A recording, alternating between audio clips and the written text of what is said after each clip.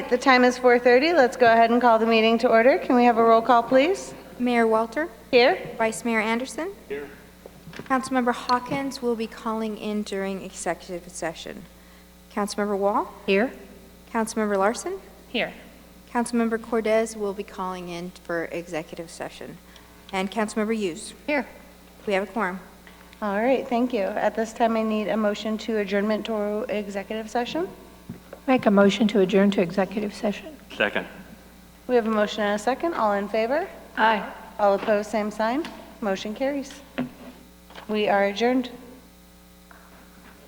I'd like to make a motion to end the executive session. Second. Second. We have a motion and a second. All in favor? Aye. All opposed, same sign. And that motion carries. Please rise for a moment of silence, followed by the Pledge of Allegiance.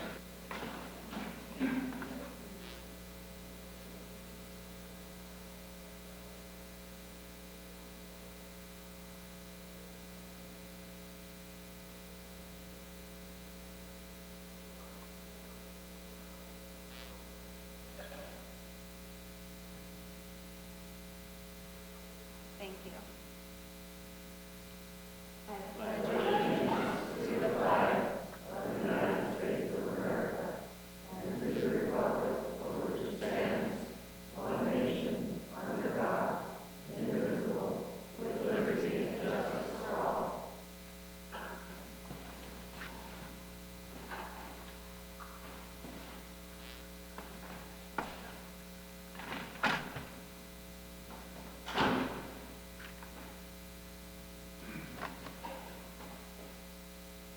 All right. Our next item is our call to the public.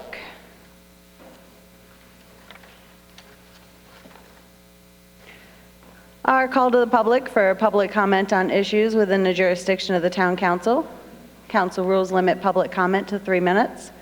Individual council members may respond to criticism made by those commenting, may ask staff to review a matter raised, or may ask that a matter be placed on a future agenda. However, members of the council shall not discuss or take action on any matter during an open call to the public unless the matters are properly noticed for discussion and legal action. All right, so we do have many call to the publics. I've had a few requests based on a duplicity to limit 4 speakers that will be speaking for, 4 speakers that will be speaking against. So I'm going to start with ones that are not noted on that topic of the copper mine, which I've had 2 requests to limit, and go to Miss Chris Reed.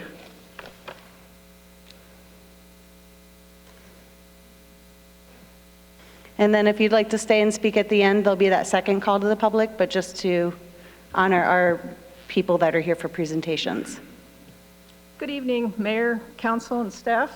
I just came back from the conference, the Historic Preservation Conference up in Prescott, and I want to thank you for allowing or supporting the commission and sending some of us commissioners up there, as well as Council Member Michelle Cordes. It was really great to have somebody from that side get the perspective of historic preservation, and so we can dialogue and speak the same language in many respects. It was really probably the best conference I've been to on historic preservation. It was really informative and really productive. Larry Harmer's presentation really was a dynamite program, really well received. Florence was really well represented up there. The theme was historic preservation is everybody's business, and I think it was a wonderful theme because the word business, I want to emphasize, really they brought out how much historic preservation, heritage tourism, all of that is such an incredible economic driver for the town, better than some other industries that everybody thinks is going to bring jobs and money to the town. This is something that has such a ripple effect. Donovan Ripkema, who's sort of the rock star of historic preservation, actually was one of the main keynote speaker, and he spoke on he started out as an economist and actually became a preservationist when he realized just how much preservation and heritage tourism does for a community. So that whole identity of history, preserving the history, whether it's in the buildings, whether it's in the museums, or even just the promoting of the town, this is an incredible force that really can be a productive avenue for a town. So I just want to thank you for allowing us to go, and I hope that in the future maybe more staff and more council people will be able to join us. Thank you. Thank you very much for attending. I look forward to also hearing and seeing a presentation. I understand a lot of knowledge was gleaned from the conference, and I appreciate you coming and speaking this evening. Thank you.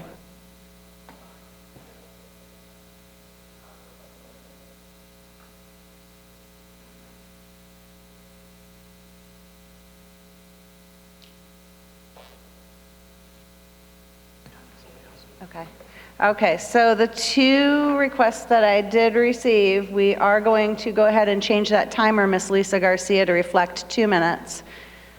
And we're going to ask that if you are going to reiterate the same points that somebody else has made, that you do not make those duplicated efforts. Mayor, we will just stop our timer with 1 minute on the clock. Excellent, thank you so much. All right. Mr. Fritz Pfeiffer.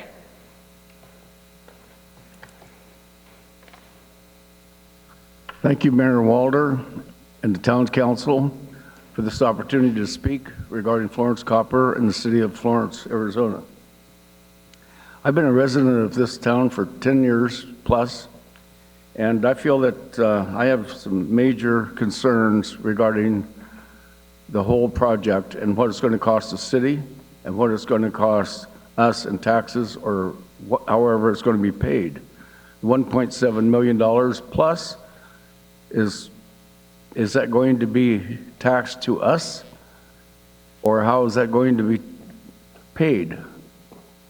It seems to me that it would be nice if Florence Copper, the city of Florence, Arizona, would get together and meet and shake hands and get this whole thing put to bed and continue on with their lives. To date, Florence Copper is producing copper, and there's been no problems whatsoever. And I guess what, time's up? No, sir, you still have 56 seconds. Okay, they're producing copper with no issues. So right now, after seeing both sides of this story, I see no reason that we should continue to fight this and spend our well-earned money. Thank you very much. Thank you, Fritz. Miss Natasha Schmidt, I'm so sorry. How are you this evening, Natasha? Fine, how are you? I'm good, thank you.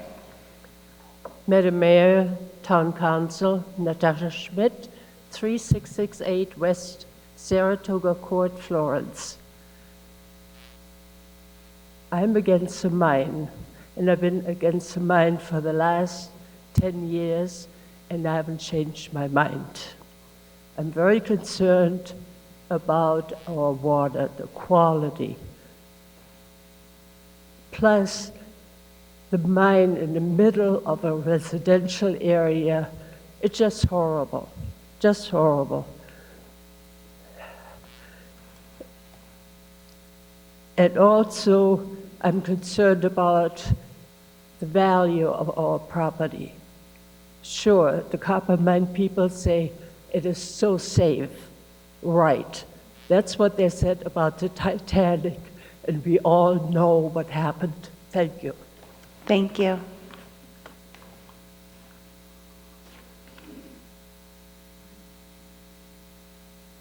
Maha Zorba.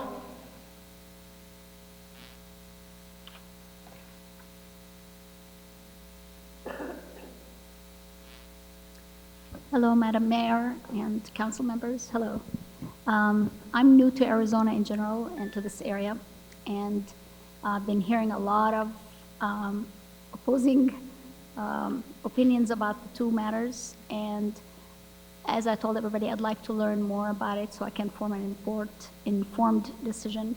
But my question is, to you. I don't know if I'm going to get an answer or not, but my question in my head was, do we know the benefits of having the copper mine company doing what it does? And if we do we know what these benefits are weighed compared to the harm it might be causing?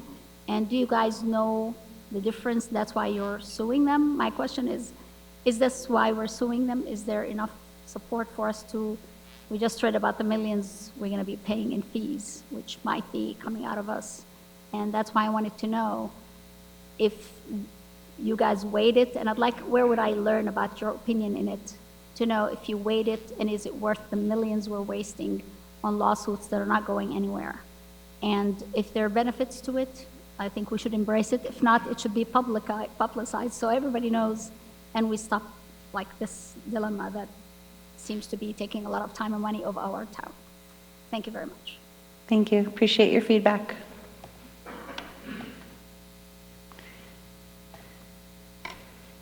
Keith Washington.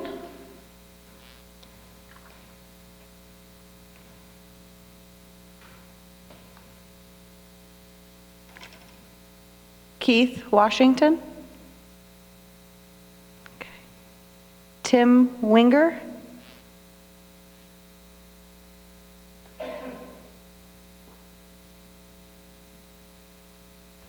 Madam Mayor, esteemed council, I too am here to speak in defense of Florence Copper in this regard, only that even Sun Tzu in his tome, The Ancient Art of War, says regardless of how good the fight is, if you have a war that you cannot win, quit fighting it.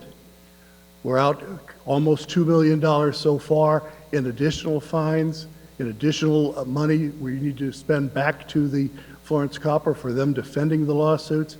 The initial number that was reported several months ago in the newspaper was a potential liability for the city of Florence or the town of Florence to be close to $5 million. Again, this money isn't coming out of the pocket of the town council, it's going to be coming out of the taxpayers. I watched the last town council on public access television. I remember Council Member Cordes saying, this is not the only budget item we should be reviewing, but we should take a strong look at the school budget. This money would go a long ways to making these schools rank something than they are now, something better. The only thing I know about this is from the newspapers. I've only lived here a year. I have voted, however. And in my conversation with people at the barber shop and the hardware store, at the American Legion, I don't see a lot of support in continuing this activity. So I don't know if this is something that the council is going forward without concern for the economics of the town, without concern of the will of the people, or it's just some sort of third-party motivation. So I'm just going to express my concern in that regard, and thank you for hearing me. Thank you.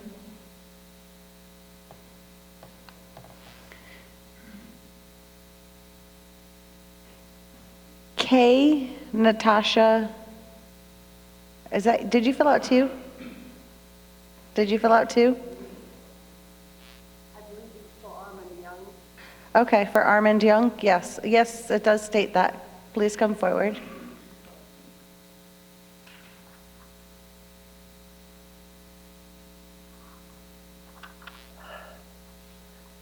Here we go again. Madam Mayor, Town Council, I'm reading for Armand, Mr. and Mrs. Armand Young. They reside at 6365 West Heritage Way in Florence. I got this email from them, and they said, we are leaving for the summer, June 15th. They seem to plan these meetings when most of us are gone. I'm against the mine. I believe it will contaminate our drinking water. I think our future is in residential growth, not mining. You may use this as a reference at the meeting. Thank you. Thank you.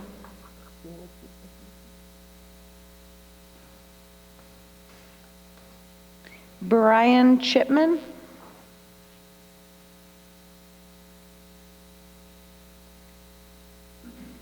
Good evening, Madam Mayor and Council. My name is Brian Chipman, and I live in Florence. I'm not here either opposed or supporting the project of the copper mine. I'm not a supporter of it. I'm not opposed to it. I'm one that wants to say it's time to stop. We want to stop the bleeding of our money and what's pouring out now out of our treasury to pay for this thing. I have some questions that I'd like to ask and leave with the council. Number one, how many lawsuits has the council or the town of Florence or people working for or with the town of Florence filed against Florence Copper? Number two, how many has the town won?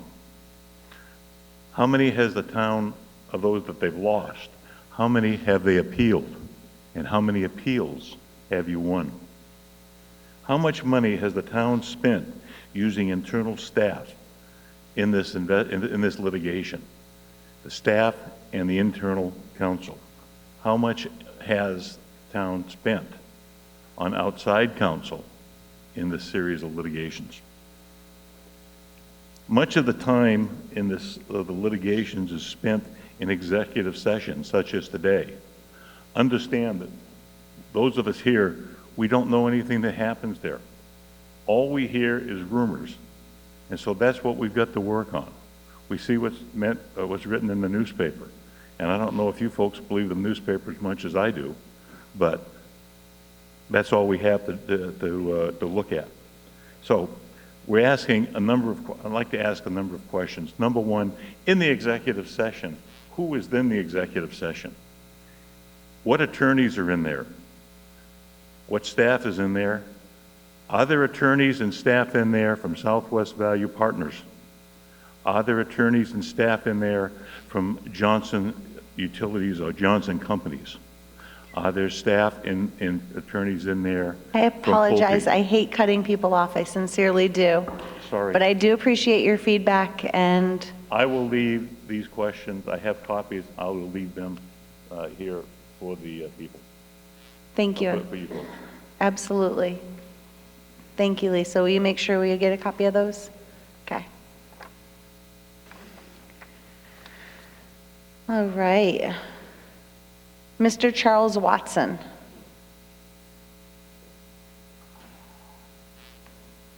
Thank you, Madam Mayor and Council. I'm going to take a little different thought on this tonight. It's time, I really feel strongly it's time to sort of bury the hatchet on this thing. You know, there's a lot of other things happening around you that does affect the city.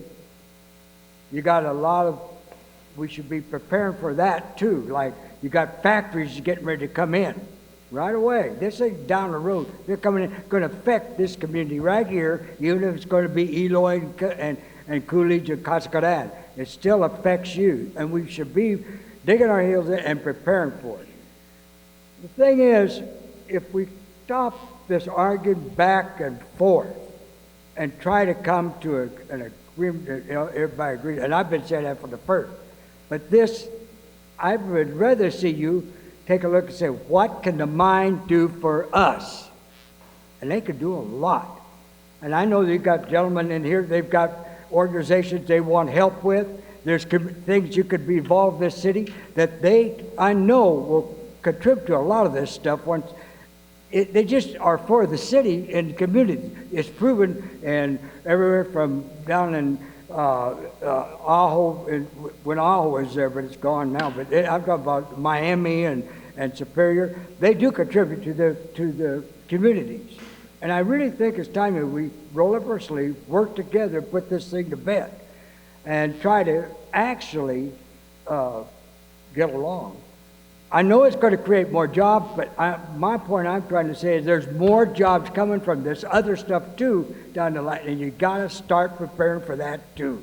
Just not focus on one thing. I'm telling you, it's coming, and it may come a lot quicker than you think. And I'm sure a couple have sat in some of the meetings going on here in the county. I don't know, so far as... Again, I hate to cut you off. I'm done. Thank you so much. Miss Kathy Adam?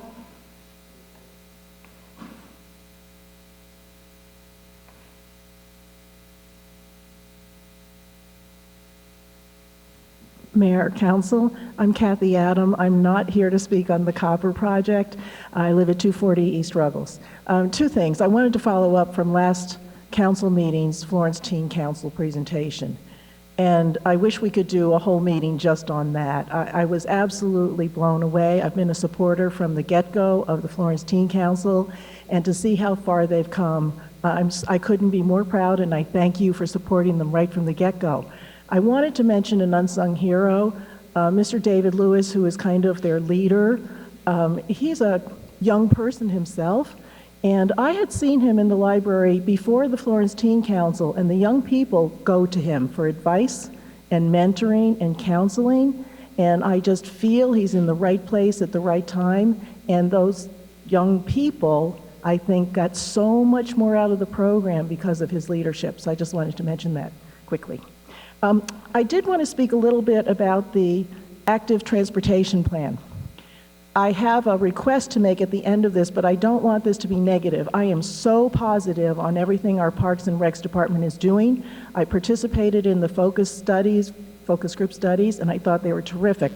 I just want to point out that this is about the 11th study, and we do these walking pedestrian plans, and I don't think anybody gets out of their cars.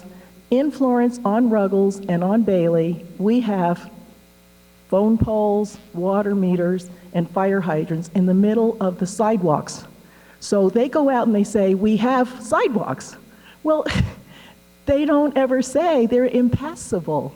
So when we have grant monies and we are doing more to become pedestrian friendly, please take a look at Ruggles and going down Main Street to Town Hall. So in other words, the post office and the Town Hall are not accessible. Thank you. Thank you for your feedback. Mrs. Barbara Manning?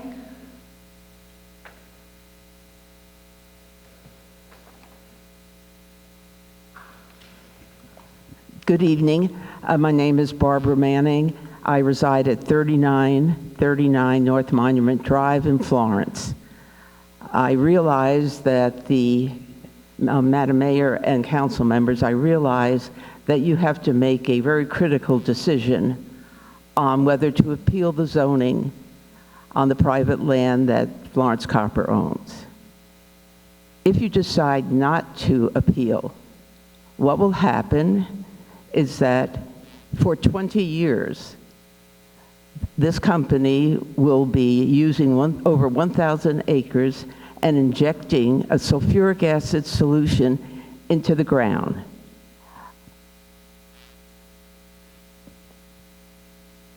And in that, this ground is adjacent to our aquifer, the drinking water supply.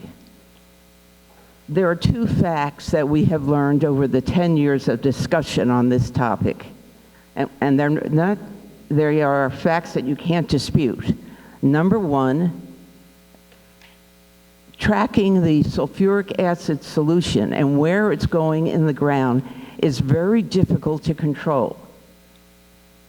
We know that, and our ground is naturally fragmented, so it's easier for this sulfuric acid to escape. Second of all, no in situ mine has been able to control the groundwater leakage, and we know that because every one of them has contaminated the groundwater. You just don't have to be an expert in mining. This is just common sense. It's difficult to control where that acetic acid solution is going.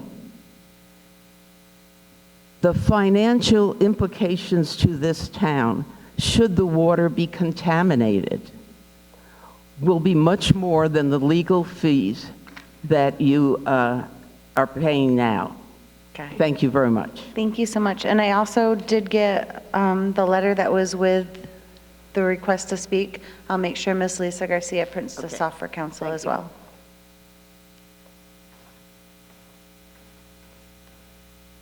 Charles Watson? Oh, he already spoke? Okay, I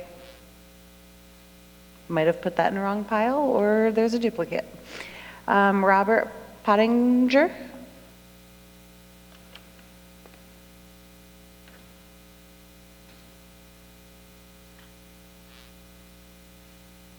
Good evening, Your Honor, and members of the council.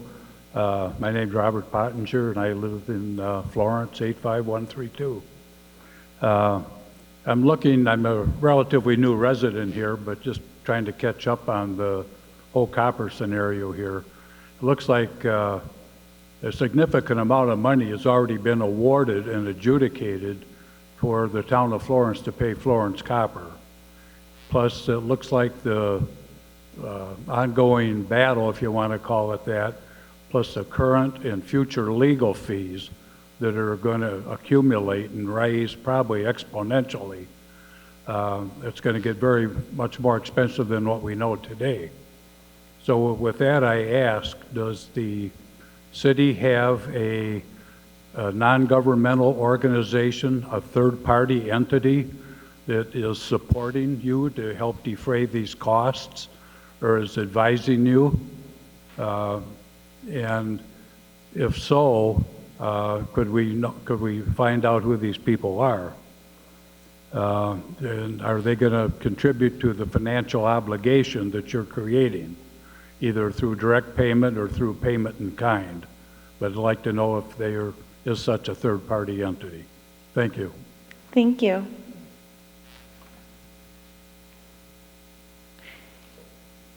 I apologize, this one's challenging to read. Douglas Carlson? Okay. We have 2 minutes. Yes, sir. Thank you very much. I'm Doug Carlson from Florence Gardens. Spoke about 2 years ago. I think it may have been in the gymnasium they were using at that time. I predicted that in 2 years or so we would be paying Florence Copper's legal fees. Here we are. 2 years from now, we're going to be paying Florence Copper legal fees again. And it's time to come to an end. What a shock it was to me. Earlier in the year, when I picked up the Florence Reminder, the Florence newspaper, the finest newspaper of its kind in the entire state of Arizona. And I read right there that copper had come out of the ground and had been processed. We had a sheet of copper. I put my hands on it. I felt it. I said, this cannot be. It cannot be. I am absolutely certain when copper comes up, the ground is going to go down.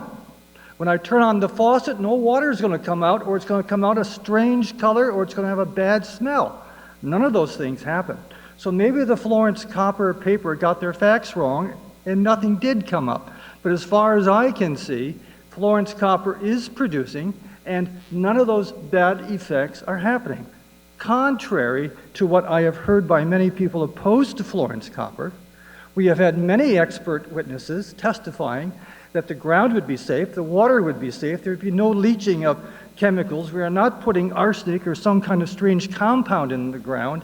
None of us are going to be poisoned. And all of those predictions from expert witnesses have happened. And I am very concerned about the continued budget expenses to fight Florence Copper. Some of the people on this board I voted for, believing that they would stand up and support Florence Copper, and they would stop this endless bleeding from the city budget. I am a little disappointed in some of those who are representing the town of Florence on the council. I noticed that you're reading from something, and again, I hate cutting people off, but the time limit has And come. my last statement is I would like to see a recall of all of the If you would like to leave your paper with Lisa Garcia, she I will don't make think sure you'll anyone get could it. read my notes. Thank you very much. Oh, you're so very welcome. Mrs. Karen Chappelle?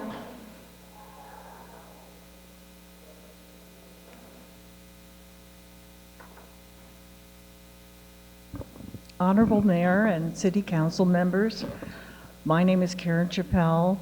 My husband and I live at 6665 West Stony Quail Way in Florence. We've been there for 11 years. I want to thank you and the town of Florence for this battle that you're fighting to protect our water. I am here to support what you need to do to continue to do so. I hear a lot of chatter on us neighbor to neighbor complaining about the costs. Can we really live in Florence, Arizona, and put a price on the quality of our water? As long as there are no guarantees that our water supply will not be contaminated by Florence copper, we should continue to fight. Water is very precious, and it is going to become more so in the future. Right now are paying the local taxing district, the CAGRD, through Johnson Utilities. For every 1,000 gallons of water, we pay $2.50. And the explanation I received regarding that was to replace the water that I use. So it is a precious commodity. So I say, let's fight on. Thank you. Thank you. Becky Peterson?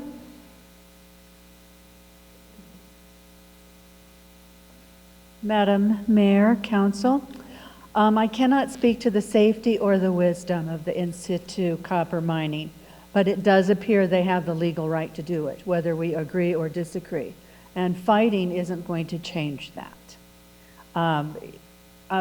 Another thing that, and much of what I was going to say has been covered, but I am concerned about whether or not the $650,000 line item for professional services would still continue to be that expensive if it were not for the litigation that was happening with Florence. And then I also want to talk to the fact that pesticides, fertilizers, wells, all also affect. Copper, Florence copper is not the only thing out there that affects our water supply.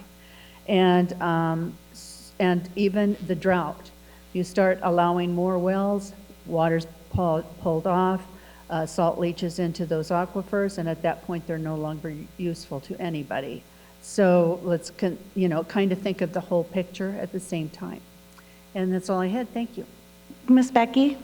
I do appreciate your feedback, and I just want to take a quick moment just to respond, because I've heard a few times where that number is referenced, the 600,000, 650, I believe you said. Yeah, it was in the paper, I guess, is where I got that. So please understand, and this is just for general public as well, it's not tied to one particular issue or legal matter. There's many other Is it areas. higher than it would be typically?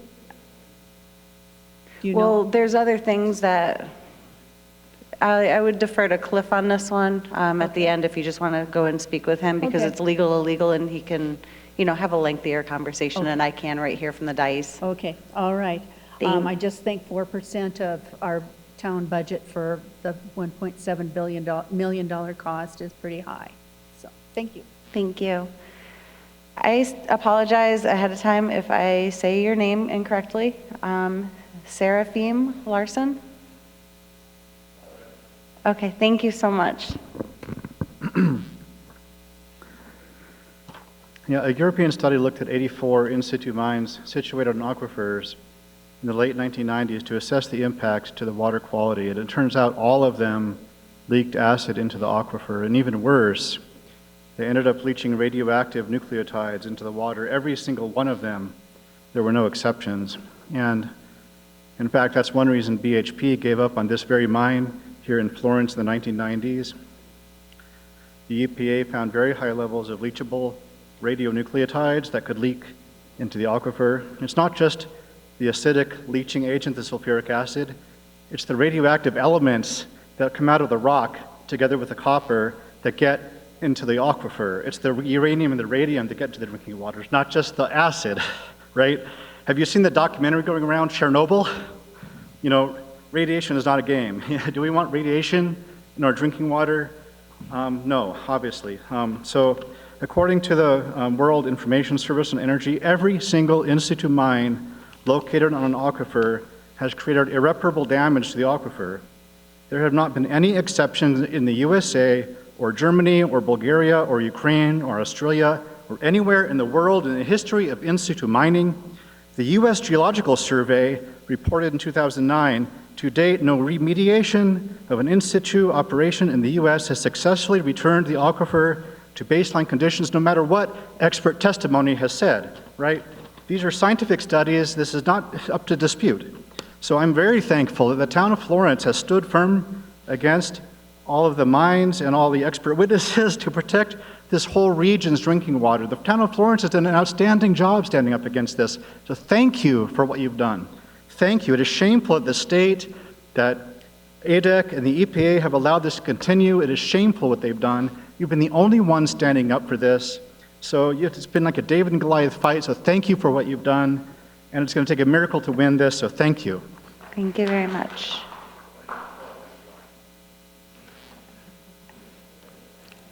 I was just about to, sir, so thank you very much.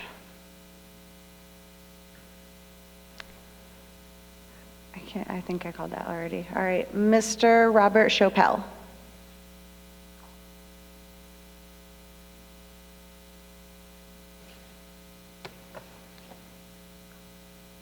You heard from my wife, and we live together at the same house. Yes, sir. Anyway, I'd like to thank the mayor and council for standing up for the rest of the residents who are dead set against Florence Copper. I hear people go on the tour and they say, well, you should go on the tour. It's very safe. Well, actually, there are only two things in life that are safe, and that's death and taxes. We'll always have death and taxes. But I guarantee you, there will be an accident occurring at some future date with the Florence Copper Mine, either mechanical or human error, that we'll all regret. Secondly, the land that they purchased, as I recall, I voted for the general plan, which was a 25-year plan, and that land was designated and zoned for light industrial and residential. I think I'm correct in that. And so consequently, if the litigation takes away the rights of the town to have zoning authority over land or property, that'll be something that should go to the Supreme Court, because that takes away all the authority of the mayor and council. They should be able to zone property and put zoning variances on businesses that we have here. Otherwise, it just opens Pandora's box for almost any kind of industry to come in here, and you can try to pass some zoning variances that would eliminate that from occurring. But if the appeal that's now in the courts on the zoning capability of the town of Florence, if we fail and lose that, it's going to open up Pandora's box. And I appreciate what the mayor and council have done on our behalf. Thank you. Thank you very much. All right. Mr. Billingsley, do you have any additionals? Okay. With that, we are closing call to the public and moving on to presentation 8A. Yes, ma'am. I called everybody that I have in front of me. If somebody would like to... Gentleman's name is Bill Tanner. Okay. If you would like to come up and speak, you may, sir. Thank you, Madam Mayor and members of the council. My name is Bill Tanner. I live at 2927 North Princeton Drive in Florence, and I appreciate the opportunity to be here tonight. You've heard a number of concerns from taxpayers, legitimate concerns about the direction this council has taken the town of Florence with regards to the frivolous lawsuits that you've engaged in. Lawsuit after lawsuit you've lost, appeal after appeal you've lost. This has led to a hard decision on part of many of us to create a citizens commission. If you will, we're going to call ourselves Citizens for Responsible Government. The purpose of this committee will be to explore options with regards to the recall of Mayor Walters, Council Member Larson, and Council Member Anderson. We simply cannot afford you to be in office any longer.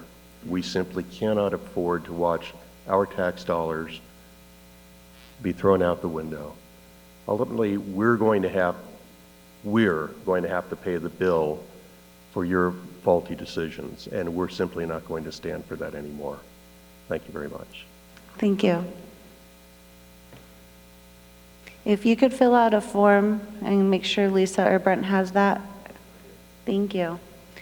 All right, moving on, presentation 8A is a presentation to introduce the Town of Florence's inaugural Community Emergency Response Team, Mr. David Strayer.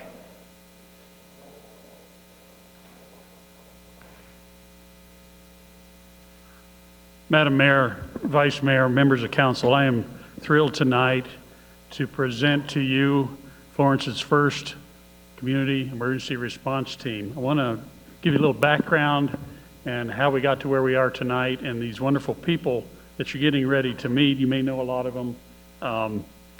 Want to introduce them, give them their certificates, and talk about the program and what it does. So starting off here, the town of Florence, Chuck, would you have them start moving in? Come on in. The town of Florence prepares for everyday emergencies. However, during a major emergency or a disaster, the number and the scope of incidents can overwhelm conventional emergency services. The Community Emergency Response Team program educates volunteers about disaster preparedness and the hazards that may impact their area and trains them in basic disaster response skills, such as fire safety, light search and rescue, team organization, and disaster medical operations. CERT, which is the acronym, offers a consistent nationwide approach to volunteer training and organization that professional responders can rely on during disaster situations, which allows them to focus on more complex tasks. Through CERT, the capabilities to prepare for, respond, and recover from major emergencies and disasters is built and enhanced. So this team, examples of what they're going to be doing in Florence is they primarily provide assistance, public safety assistance to Florence Fire and PD during major emergencies. Examples would include managing utilities, putting out small fires, providing basic medical aid, performing basic search and rescue, organize themselves and spontaneous volunteers during emergencies, collect disaster intelligence to support first responder efforts and public safety education. So a little background on how this program came about is we had a major fire here in Florence a couple of years ago.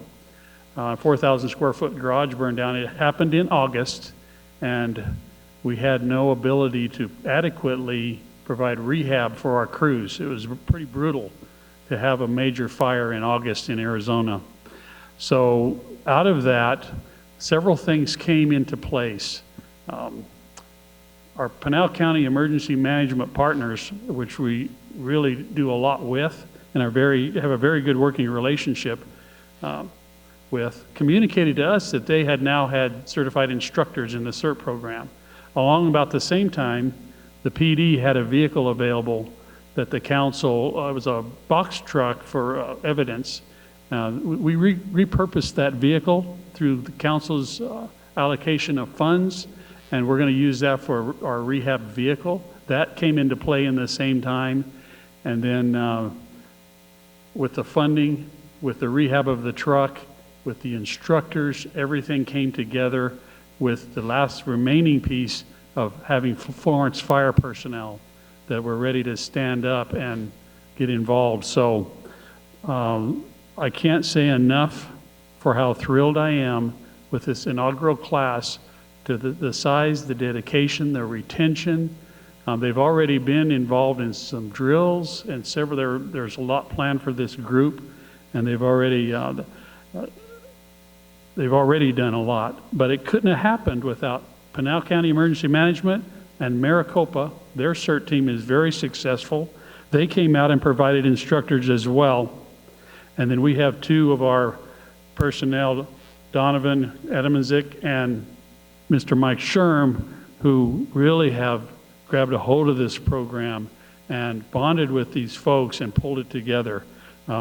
Battalion Chief Jim Walters also supported this greatly. So with that, that's the background. We'd like to just do a very brief presentation of certificates, and the class also has some gifts for the instructors. And then we'd like to finish with, if there's any questions, we'll be happy to answer them. We'd like to finish with inviting the council down and getting some group pictures of your first team with the council and all the supporting members. If that sounds okay, Mayor, we'd like to move forward that way. So if I can get the instructors to line up right in here. Where's the certificate?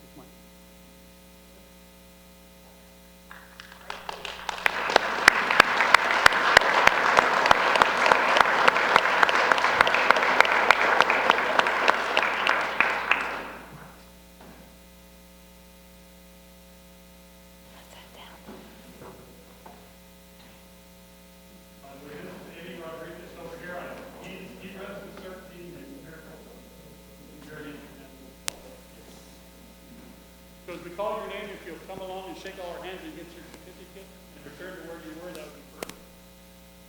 Okay, we'll get started. First member, John Anderson.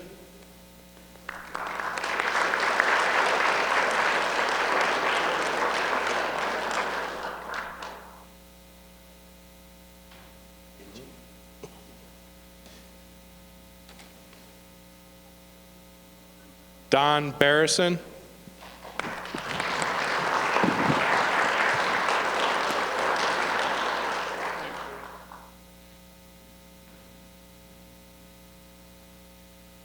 Sherry Cheney.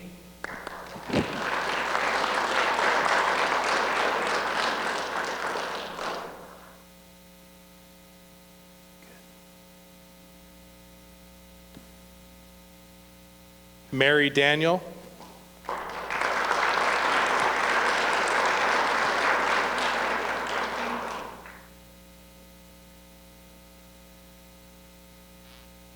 Brian Griffith.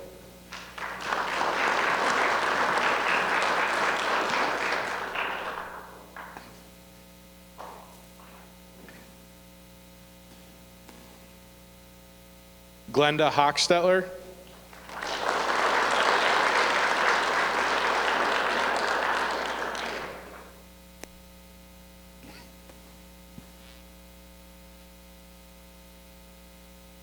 Diane Moyse.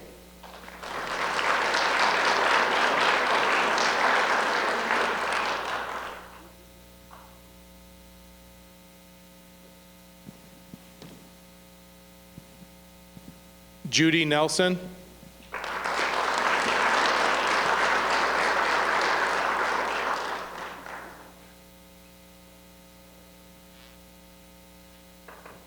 A member wasn't able to be here tonight, but Bruce Odegaard.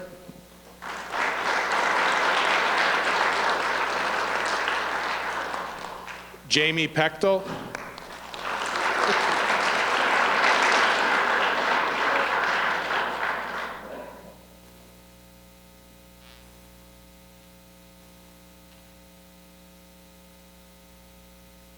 Ed Pintilla.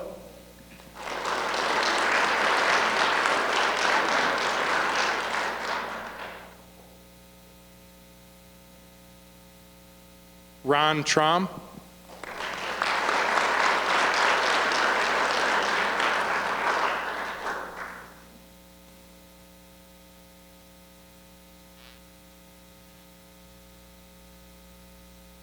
Cheryl Welpley.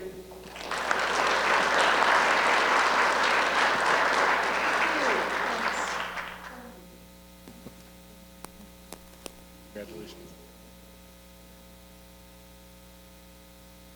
Jack Weinman.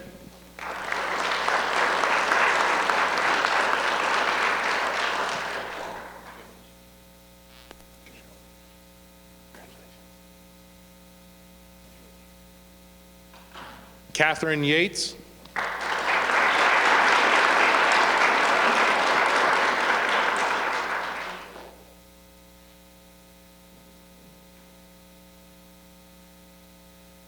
Maha Zorba.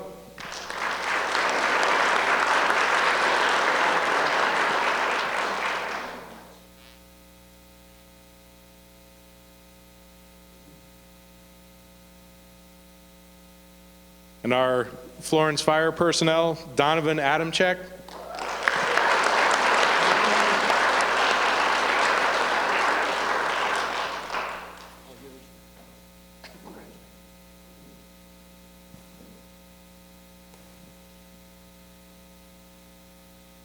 and Mike Sherm.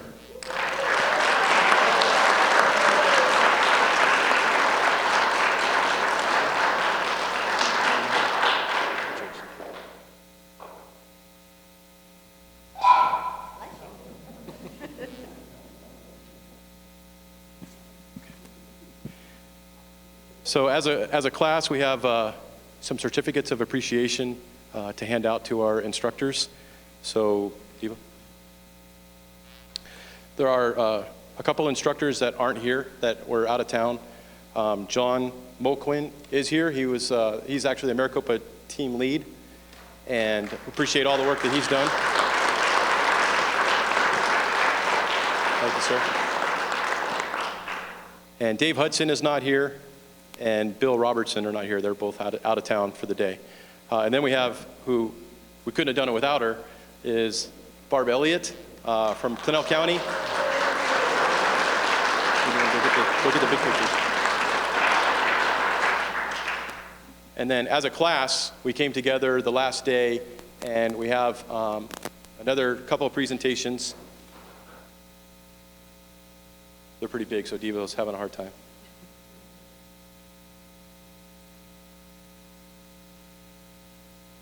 Barb, can you come up? So what we did was we want to make sure that Pinell County remembers the inaugural class of the town of Florence. So what we did was we had a class picture made, and then all the students, which are 18 started the class and 18 finished the class, which is pretty unheard of. So we want to present you with this plaque, and then we appreciate all your help from Pinell County.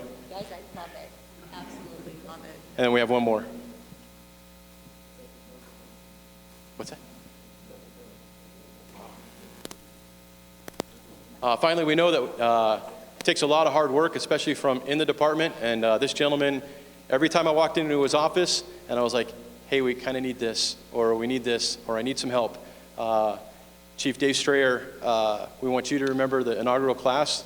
He was extremely instrumental in getting this team together and allowing us to get this dream to come true. And we have a presentation for him as well. Thank you.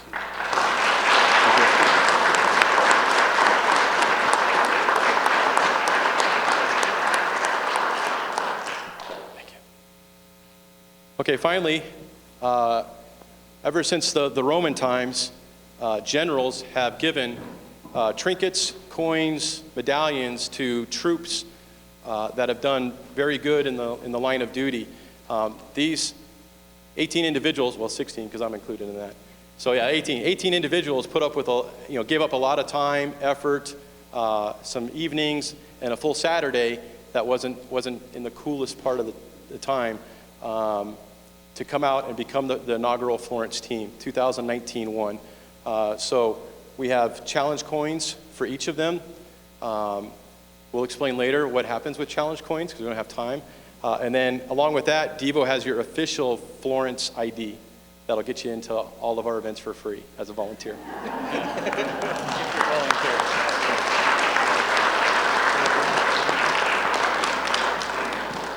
Just real quick, what I want to say about the new Florence CERT team is these people have really dedicated, again, a lot of their time in time away from their family to come together and help this community. And we are going to be putting on another class this fall and winter if anybody is interested. We will take as many members as we can get to help our communities. Thank you guys for coming. So with that, Mayor and Council, I present your first Florence CERT team.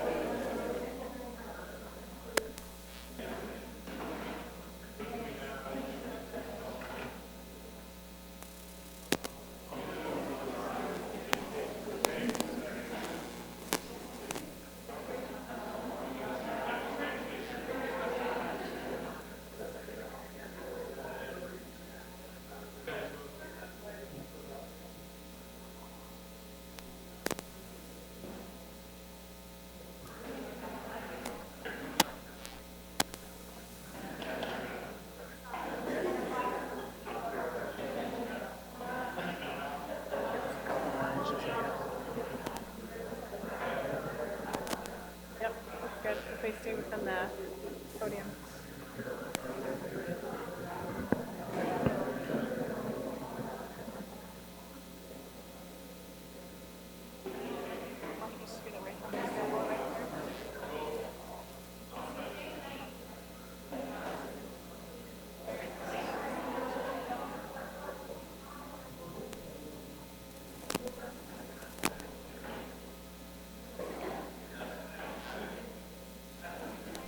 All right, ready?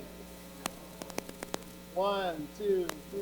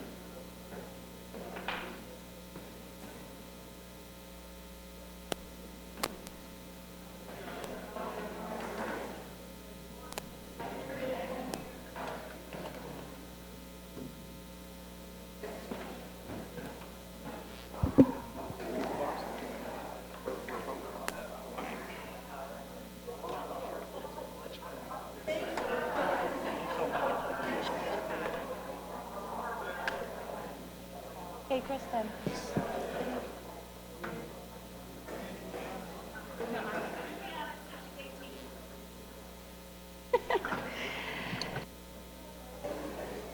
So very much. I'm so proud of our first inaugural class. So thank you, thank you. Excellent job, and thank you, Chief, for coordinating that as well. All right, our second presentation of the evening is on the active transportation plan. I'd like to call it Mr. Brian Hughes. Good evening, Mayor Walter, council members. I'm excited to bring the active transportation plan to you guys this evening. You received it in your packet. As you can see, it's quite a thick document. It's taken almost a year to prepare this plan, and I'd like to thank our consultants, Michael Baker and Kevin Kugler and Tristan Black back there, who presented to you on May 20th. So with that, we'll go into a little bit of the presentation about the plan. So as you may recall, at our May 20th council briefing, we reviewed the active transportation plan objectives, our trends and safety concerns, our Florence survey results and the trends that reflected, public open house meetings, preliminary findings and recommendations, and we also got some input from the council. One of the things that we were able to do is I responded via email, and I believe Brent forwarded that to you, and if not, it was in your packet for tonight's presentation with some of the questions that you guys had and we attempted to answer. So one of the things we went over last meeting on May 20th was the trail hierarchy that we have in place. We have the existing hierarchy there on the left side of the screen, and the proposed hierarchy and the number of miles that would cover with this plan. So you can see we've kind of consolidated a lot of the different categories into a few less, and that pretty much covers everything that we wanted to cover with this transportation plan. We did, just as a reminder, this is an active transportation plan, so we did have a little bit of limitations. We're looking at bicycle lanes, pedestrian sidewalks, trails, things like that. So there were some things that were brought up in the past, or at the last meeting, such as OHV trails and some equestrian things. And not that we didn't look at those things, we were cognizant of the impact that some of those things would have, but we didn't necessarily plan for all those things in this particular plan. And some of those things take place outside of the town boundaries anyway. So just to address that.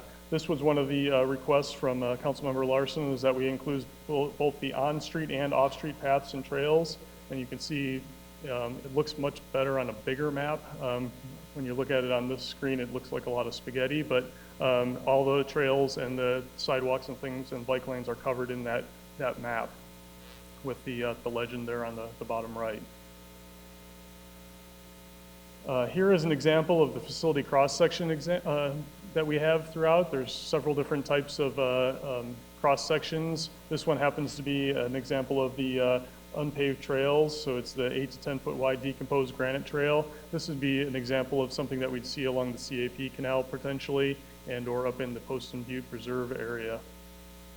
The other, there's, I don't know how many more there's in there, maybe 8 different types of cross sections, but this is just an example of one.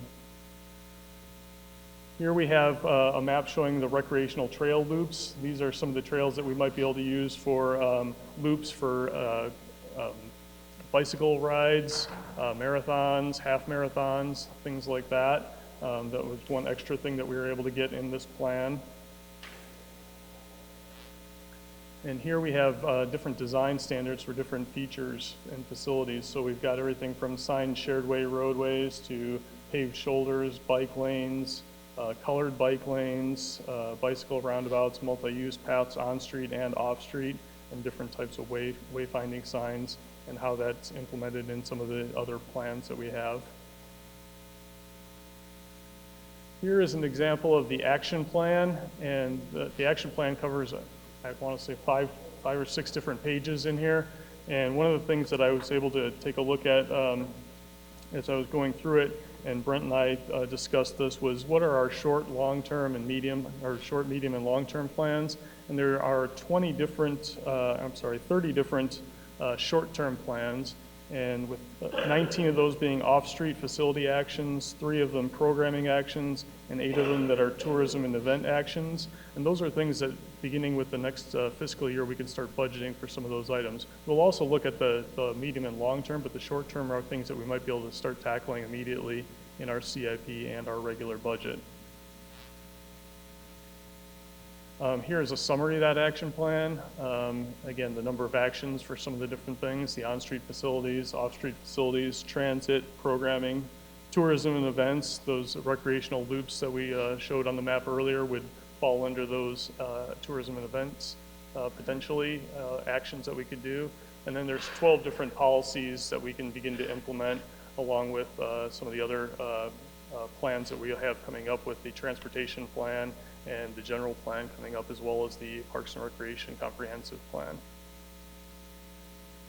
The one thing that's very nice about this plan is it provides a funding matrix and recommendations for where we can get some funding to do some of the projects that are in here. As you can see, there are a lot of different options. There may even be some other options that aren't listed here, but this certainly helps us out as we decide how we want to design, plan, and program these things.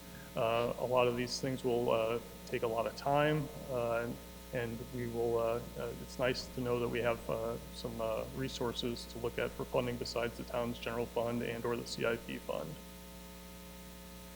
So with that, I'm available for any questions, as is Kevin and Tristan. They can handle all the technical questions. What we're planning here today is just to give you a copy of the plan. We plan to do some minor edits. We found a few things that we want to tweak, but nothing major. And then we want to bring that back to the council for final adoption on July 1st. As you know, this was part of a grant-funded project through MAG. So the goal was, the grant guidelines actually, not just a goal, but said that we needed to complete this by the end of June, which we are on track to do even with some minor edits, and then get it back to you. We can adopt in the next fiscal year, as long as we've got everything taken care of. So with that, I'd be happy to answer any questions. I did want to address briefly Kathy Adams' comment earlier with regard to some impediments and things in the sidewalks. We are aware of that, and there is ADA. ADA is covered in the plan. However, some of those things, utility poles, that's probably going to have to be more addressed long-term as utilities do upgrades in town. And we might have the opportunity to relocate some of those poles. But it's not a high priority, but we'll definitely be looking at that as far as ADA compliance when changes do need to be made. So with that, I'd be happy to answer any questions you may have. Does Councilmember Larson, do you have a question? I don't have a question so much as a comment. I just wanted to say thank you for putting the map together where you combined all of them. I know it does look like spaghetti, I agree. However, it's really helpful for me to be able to say that, you know, I want to go from this area to this area and be able to see the connectivity between all of them, as well as to see if it's a path or a trail or what would be in place there. So I really just wanted to say thank you for putting that together. Mr. Billingsley, do you have anything that you'd like to add as well? I'm really glad that Brian brought up Ms. Adams' comment and tying it back into the study. I think that's important. It's something that I was going to do. I'm going to make an additional connection, which is we've done a number of these studies, and obviously we have a capital improvement program and a budget that we approve on an annual basis with respect to that. Yes, we have a list of 30 projects that we will take a look at in the near term in terms of our capital improvement program process last year.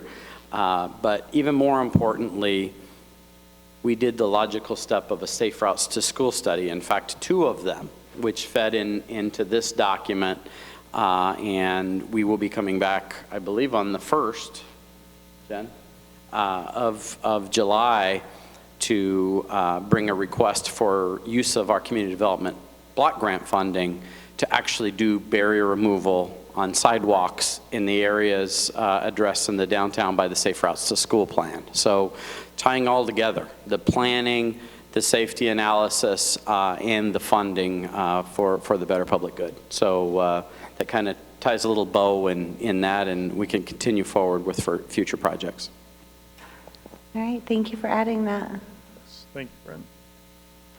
All right, Mr. Hughes, thank you very much for your presentation, and you're doing a great job, and I look forward to this becoming a reality. Well, thank you for your support, and we look forward to bringing it back and getting it adopted on July 1st. Thank you. Our next presentation this evening is going to be with Mr. Tim Knavel, Pinal County Economic Development Program Manager, on the Pinal County High Technology Corridor, accompanying Mr. Brent Billingsley.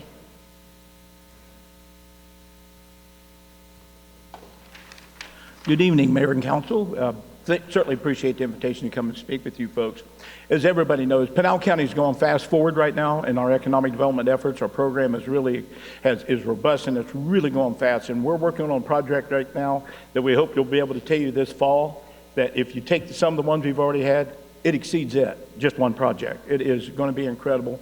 If you think we're on the map now, we're really going to be on the map. So those are things that we're really proud of.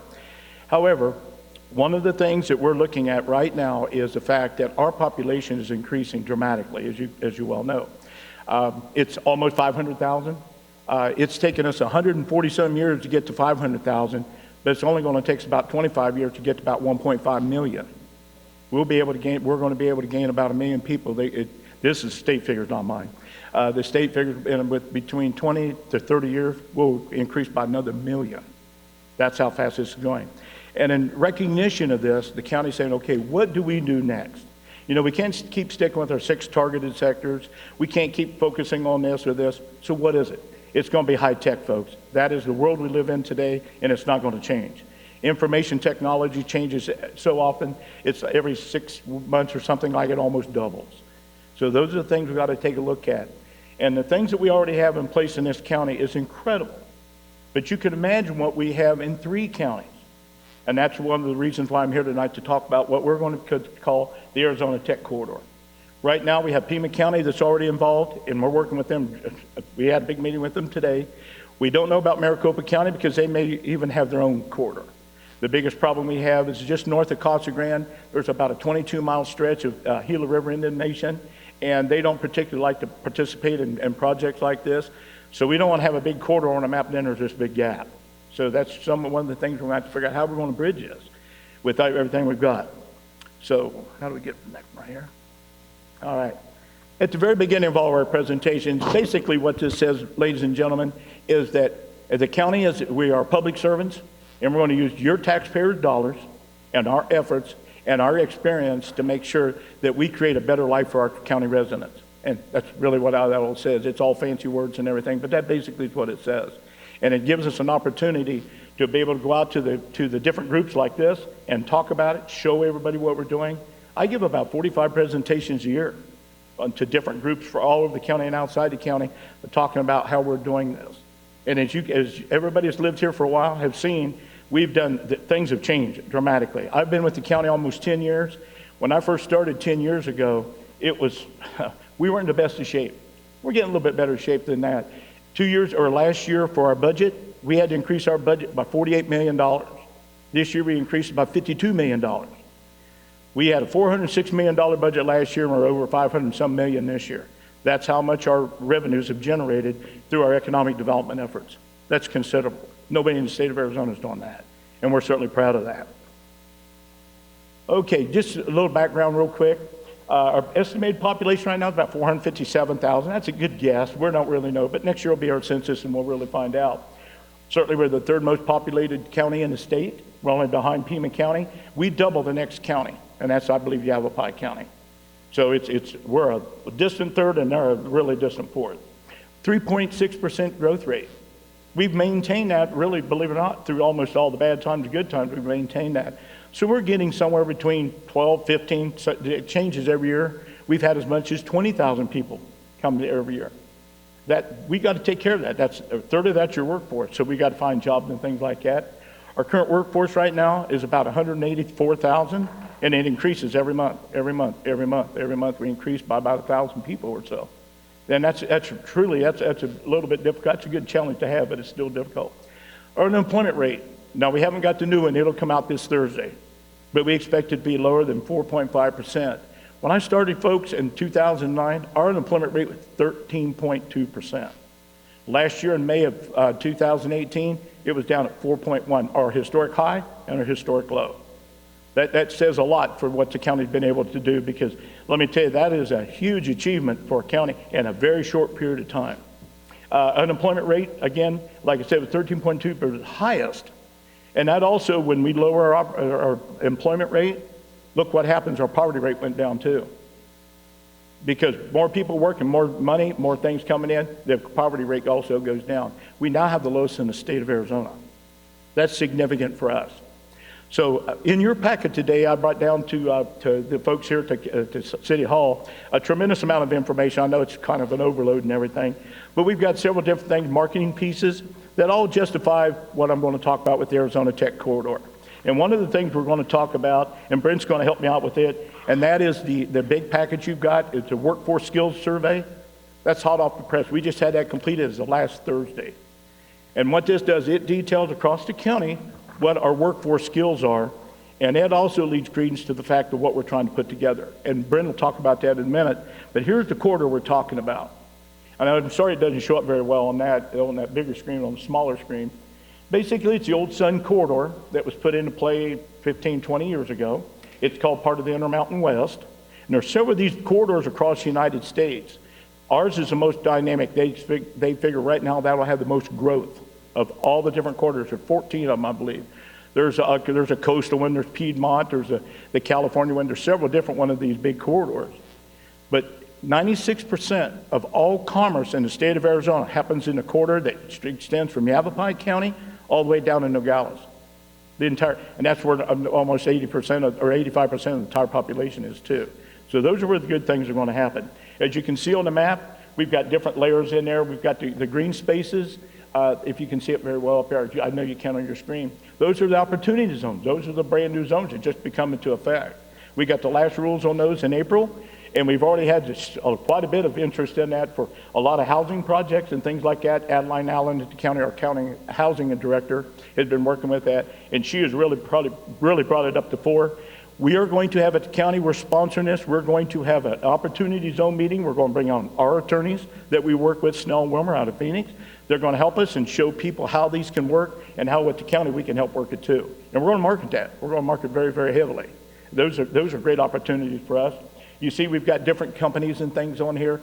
Believe me, that's a very small part of what we got, but it gets too crowded and you can't see anything after too many. But those are some of the bigger ones. And I think one of the big things that it just really shows, folks, this takes in almost the entire county. It's not just part of the county, it takes in almost the entire county. Where in Maricopa County, it takes in just a chunk of it, and Yavapai County, just a chunk. Pima County's the same way. It takes in our entire county. So as you can see with the map, this will change. This is our first map we put together. We noticed we should have added a few things. But on our website, when we get it all loaded up onto it, you'll have different layers. You'll be able to see the new market tax credit zones and all the different, the opportunity zones, the foreign trade zone, and everything will be covered. That way everybody will know exactly what they're looking at. You can just keep adding to it, taking it apart, and it'll just be a basic map to start with. Okay, the tech corridor itself, the initial proposal included Pinal, Pima, and Maricopa County. Again, we're not sure about Maricopa County, but Pima County has jumped on board. We're already working with those folks today. We met with Chuck Huckleberry and his team today. That's the county administrator down there. And they are very much for it. They've got the U of A and everything out. But you can see where the barriers are going to be. We have to have a corridor. You got to have boundaries to it. So it's I-10 South and East anchored at the U of A Science and Tech Park, the very southeast part of Tucson, at Cold Road, in that area. North and west anchored at ASU and Tempe, or they may extend it out to Buckeye. We don't know what they're going to do. They haven't really told us. And then on I-8, it's the Yuma-Maricopa County line. If Maricopa County decides not to do it with us, then we'll end it right there at our county line, which is over near Vico Valley. And it follows, like I said, the old federally designated Intermountain West. And Pinal County sits right in the middle of this corridor. Remember, it's all about location, location. We call ourselves the Oreo Cookie County. You got the chocolate layer of Phoenix. You got the chocolate layer down in Tucson. We're that creamy filling in the middle everybody likes. So we appreciate being there for that. Some of the assets, when we first started researching this, started about last fall, but really getting into it this spring, we went through all the different corridors that are established. There's one in Florida that goes from coast to coast, and there's all kinds. There's several of them across the United States. The corridors that are already established and already marketing for that don't even have the assets we have. So we're a little bit behind on this. We should have probably been doing this quite a while, but until somebody puts all the assets together and puts it in the box, everybody takes a look at it, nobody really understands exactly what we have. And Pinal County has a tremendous amount, as you can see right here. We've got rail, we've got interstates, we've got the natural gas lines. We've got 5 major electrical producers. We're the only county in the whole state of Arizona that has that. Plus, we've got Fort Peak plants. We've got all kinds of solar. Right now, you guys have a tremendous amount of solar. But in the county, we're going to have over 6,000 acres. We just got another 1,000 acres down in Coolidge, a little bit of about 1,100 acres. Those are really something that the high-tech companies really, really want. These big companies, they want to have non-fossil fuel. They want to have renewable energy. And hey, if we can deliver it, and that's what it takes to get these companies, you're darn right we're going to do that. The biggest thing we've got thousands and thousands and thousands of acres of flat, laser-level land near the interstates, near the rail, near a bunch of these power plants and things like that, and the infrastructure is in place. That's our biggest asset right there for infrastructure and for the land, and it's fairly affordable. If you remember Lucid Motors, the land, of course, the county bought that land, and we paid $50,000 an acre for that. And the land, it's just what they were looking at up in, I think it was Tolleson area for Lucid, it was $250,000 an acre. Hey, where are you going to go? Go Pinal County, that's right. That's where you've got to be. That's the answer you're supposed to say. Okay, again, pro-economic development leadership at all levels. Our county board of supervisors have made economic development the #1 issue in the county, the #1. Everything else is second place. It's #1 because that pays everything. That pays all the bills. It generates all the revenue. And they finally figured that out about 10 years ago after I started screaming so much. But that's what does it. It pays the bills. And that's the reason why we're really focusing on this. Our marketing program, we've gotten several awards for this, some state awards and some national awards for this. And we're very pleased about that. Again, our location, and a very high degree of success attracting high-tech companies. There's not a whole lot higher than like hydrogen electric semi-trucks. And they're not only just semi-trucks, they're doing watercraft and off-road vehicles too. And that, let me tell you, that is something that hardly anybody takes into account. But this is a high-tech, very high-tech, so that we're taking a look at. And of course, we've got all the other assets that, like Lucid Motors, that's all electric. They're looking at a car that go not only about 450 miles but some of those cars, the 1,100 horsepower ones, which the county manager said he'd get me for a present, goes 235 miles an hour. Now that's the electric car I want. So But anyway, so it's really truly amazing that we've got everything. Foreign trade zone, folks. Our whole entire county is a foreign trade zone. We're the only county in the state that's an entire foreign trade zone. We got that because you supported the city of Phoenix and their expansion. We got it for free. It only cost about $500,000. So we got pretty good return on investment on that. Our new market tax credit zones, and then the biggest one that we've got that really truly shows how we're going with this, it's a smart cities initiative. No one else is doing that, folks. And within our high-tech corridor that we're designated to have a smart cities initiative, that's incredible. No one else is doing that. And that's something I think that I want to help Brent with, is really to expound on this and truly, really make this robust, blossom this thing out, because let me tell you, that's going to be, I think, a model for somebody else. Now, one of the things I'm going to have them do right now before we go further is talk about the workforce, because it all comes down to workforce. Okay, you've seen we got power, we got interstates, we got rail, and we got everything else. Where are we going to get the workforce for all this? And he went through this great big monster. If you have insomnia, this is the thing that'll cure it right here. But anyway, take a look at it, and Brent's going to go through with this. Thank you very much, Tim. And boy, it's difficult to follow Tim, but I'm going to do my best. One of the challenges that council certainly has provided staff with is partnering with Pinal County and with Tim and with Greg regarding their economic development efforts. Tim and I talk multiple times a week. We usually meet at least once a week, and we're working on any number of things. One of the things that Tim did early on, due to some of the technology work that the town has so proudly completed, was to bring me in early in these conversations of the tech corridor and see how the town of Florence can continue to grow into and to be the heart of that tech corridor.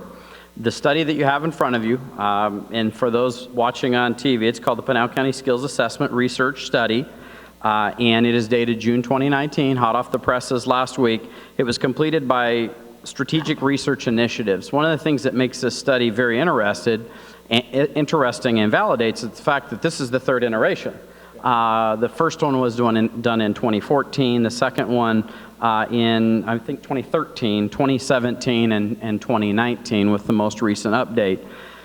We've been hearing over the past 3 years great desire from the residents of Florence for training, research and development, technology, computer programming, and a lot of the results that we received out of the Innovation Pavilion outreach and our special committees was the desire for entrepreneurship and technology.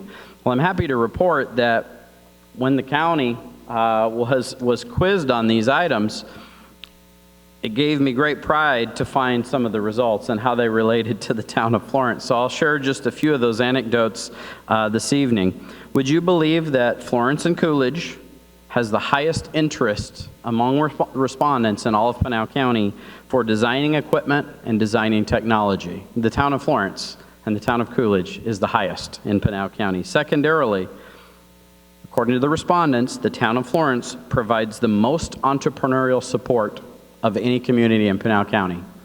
Thirdly, Florence is only following AJ in interest in computer programming and computer languages. We're second in Pinal County in terms of interest in computer aspects. Florence has, these last two are, I think, the kind of the coup de grace. Florence has the highest interest to experience ratio. So folks that are interested in a particular technology that also have education and experience in implementing that technology, Florence has the highest interest to experience technology ratio in science and science applications.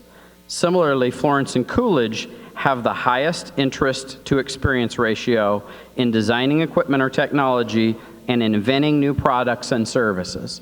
That really speaks to our entrepreneurial spirit, that really speaks to our desire to utilize technology, to design technology, and certainly speaks to some of the efforts that we've made over the last couple of years to set ourselves apart.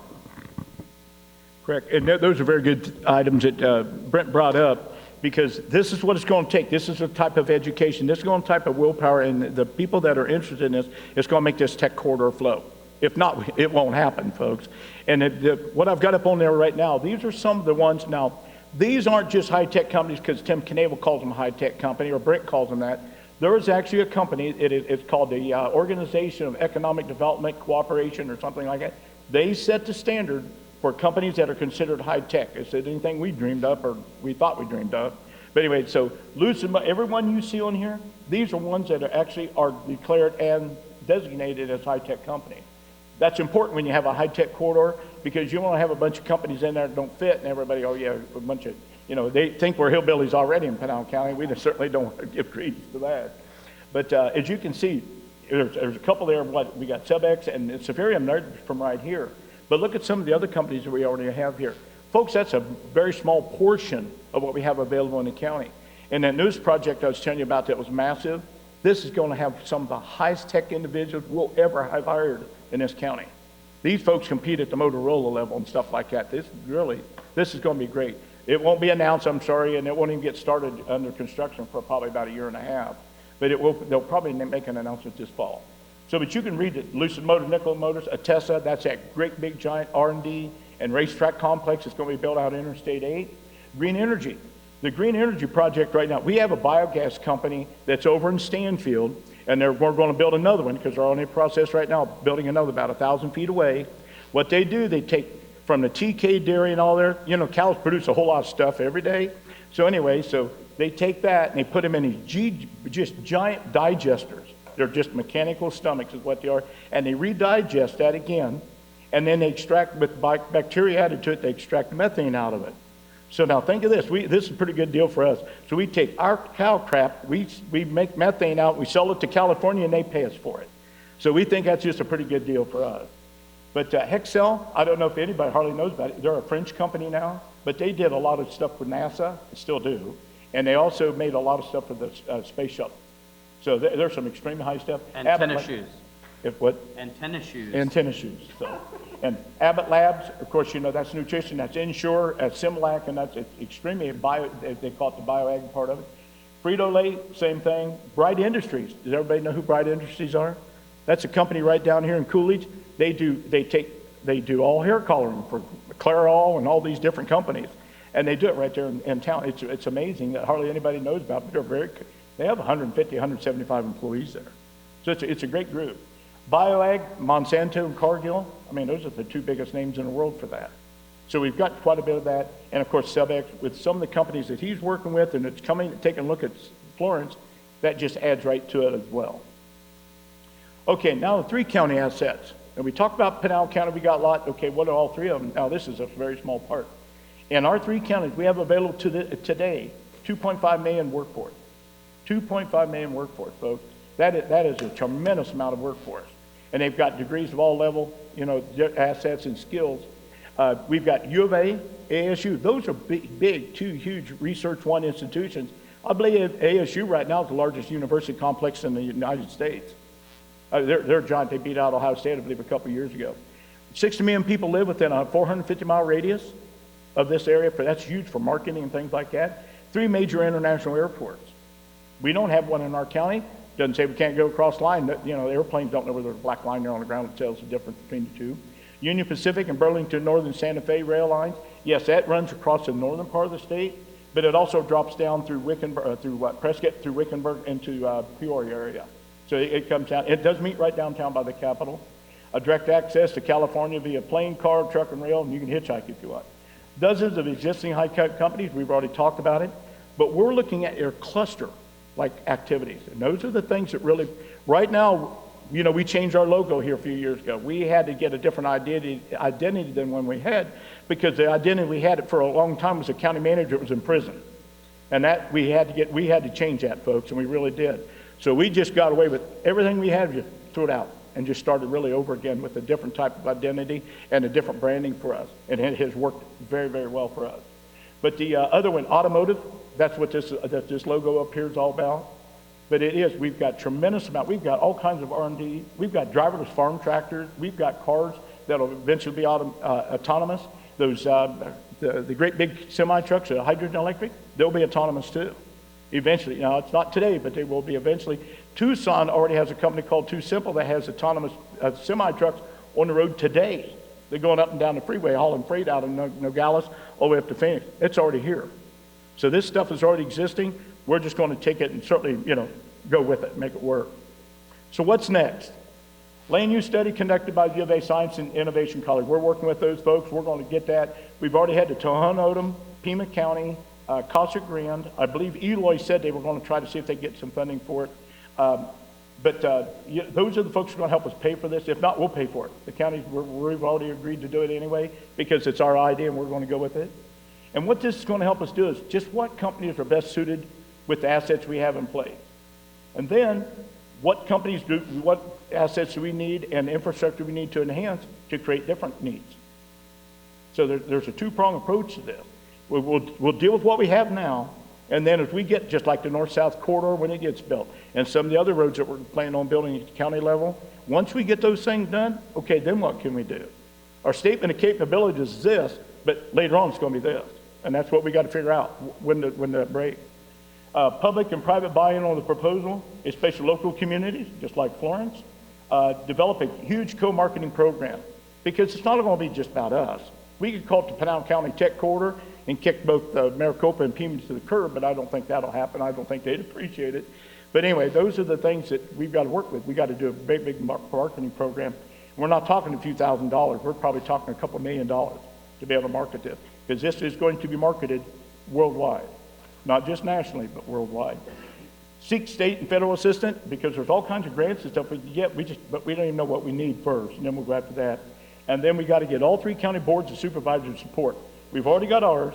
Chuck Huckleberry's working on Pima County. Then it would just be that, just work next with Maricopa County. We don't see why they wouldn't, but you know what? They're so much bigger than the other 2 counties that was involved in this. They may want to do their own thing. That's about 3 hours and about 15 minutes, so. Questions? I mean, I know there's a lot of information, and I apologize for that, but we don't have all day, as you well know, so we had to get it done fairly quickly. I know all of us have at least something that we'd like to say. I want to first thank you for being here this evening. You are a world of wisdom in what you contribute to Pinal County, and what you're bringing to Florence, and our partnership is very much appreciated. I did get a little nudge from Council Member Hughes, so I'm going to let her speak first, and then I'll wrap it up at the end. What you got? I want to thank you again for coming. You're welcome. I see that Pinal County's experienced explosive growth within the last 6 years. What do you think the factors that contributed to that success were? It wasn't one. Actually, it was a multiple thing that happened. The biggest change for us, folks, was in 2008-9 when it crashed. We had to step back and say, okay, this isn't working. What do we need to do to change things to make this work? At the time I got here in 2009, we had 12 economic development groups across the county going 12 different directions with 12 different ideas. Now we're down to 2. That helps a lot. It really does. But we just, we just simply just took over and said, okay, here's what we're going to do, And then, those folks dropped out because, nature abhors a vacuum. And because there was no leadership at this county level, none, at economic development, people tried to, bless their heart, that's what they needed to do.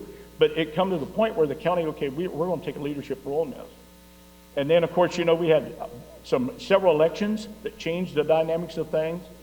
When I first started, like I said, in 2009, November, coming up this November 2nd, out of all the elected officials at the county level and at the state level that represented our county, we have one person left, and that's Pete Rios.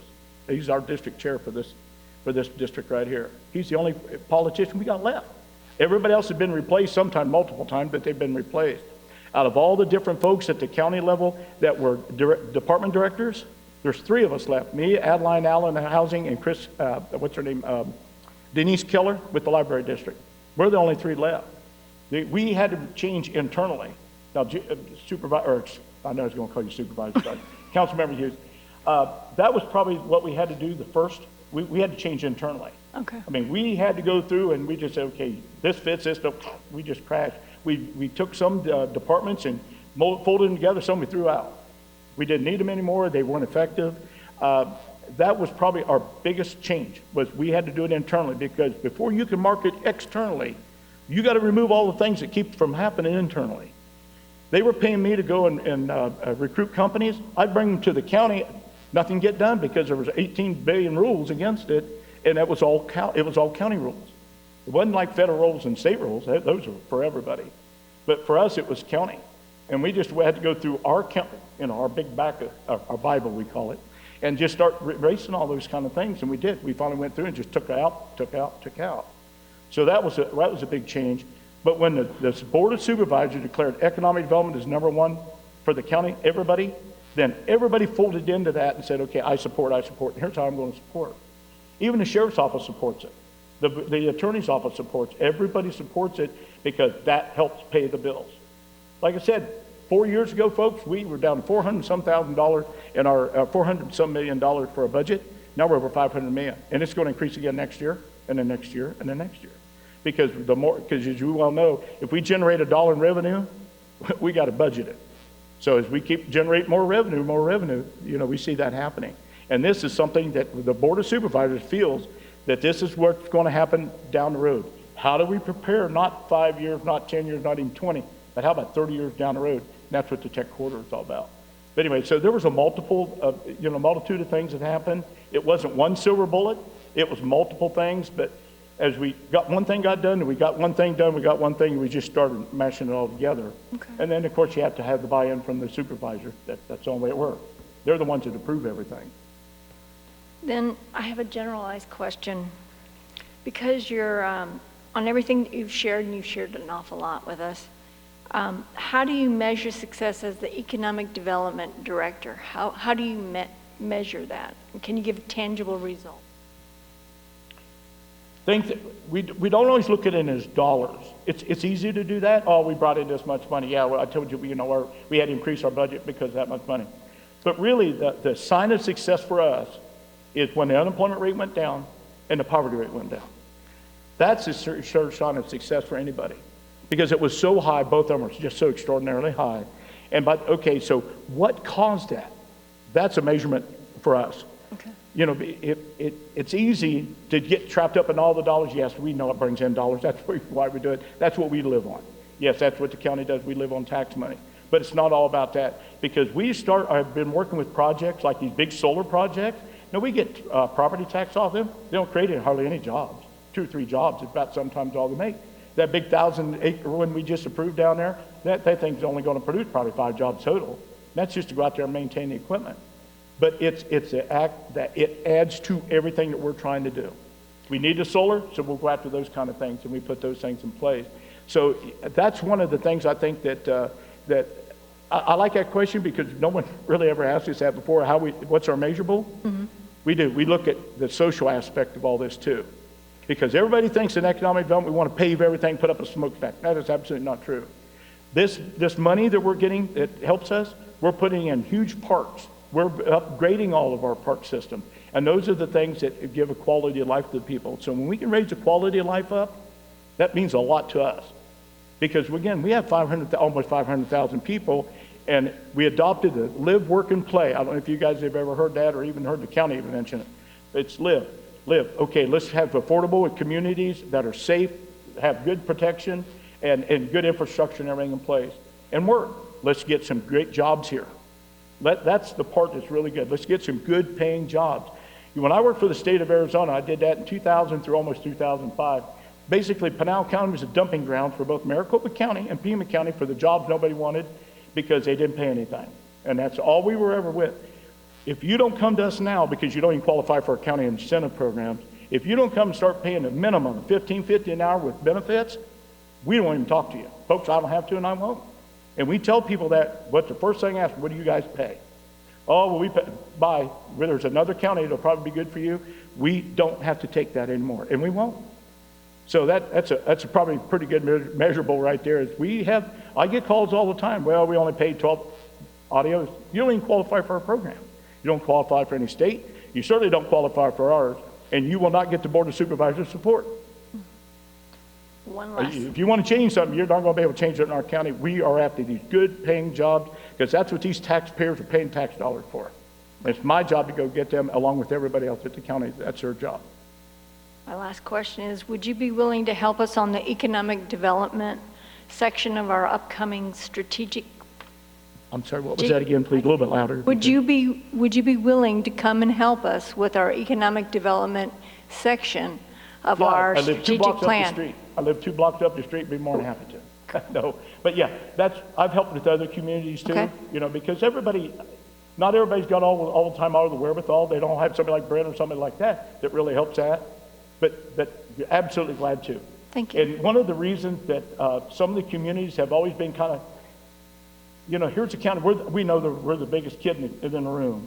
But the thing is, we don't want to overwhelm anybody. And that's important. We don't want to do that. We do, okay, what is it you want us to help you do? And we'll say, okay, here's what we can do. But we're not going to come in and tell you guys to do anything. That's up to you. That's up to you guys to decide, not me. I'll help you. I'll support you. We use our money the best we can to help support all that. But it's up to you to decide what it is you want to do. We'll just help you do it. Thank you.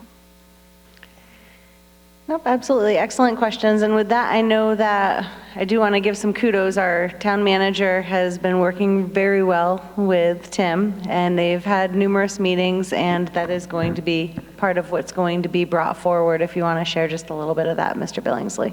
Yes, ma'am. A couple of things. We have a very important event coming up this Wednesday, the 19th, in our 2nd Annual Economic Development Summit, and the topic of the summit this year is Internet of Things, or IoT, and cybersecurity. And that has to do with some of the partnerships that we have regarding technology and certainly assistance from the county. And the county is our primary sponsor of this event. And Tim will be there, and I'm sure just like last year, there'll be a whole bunch of support from Pinal County. In terms of that event, it's from 11 to 3:30. I think that we're probably close to full on RSVPs, but if anybody out there in TV land would like to attend, please do. Some of the companies that will be in attendance, I can remember a conversation with 3 council members in Colorado Springs, Colorado, when we were walking through a 21st century library, and there were all these sponsors that were large tech companies in Colorado that had provided support, and they said, how do we get those folks to Florence?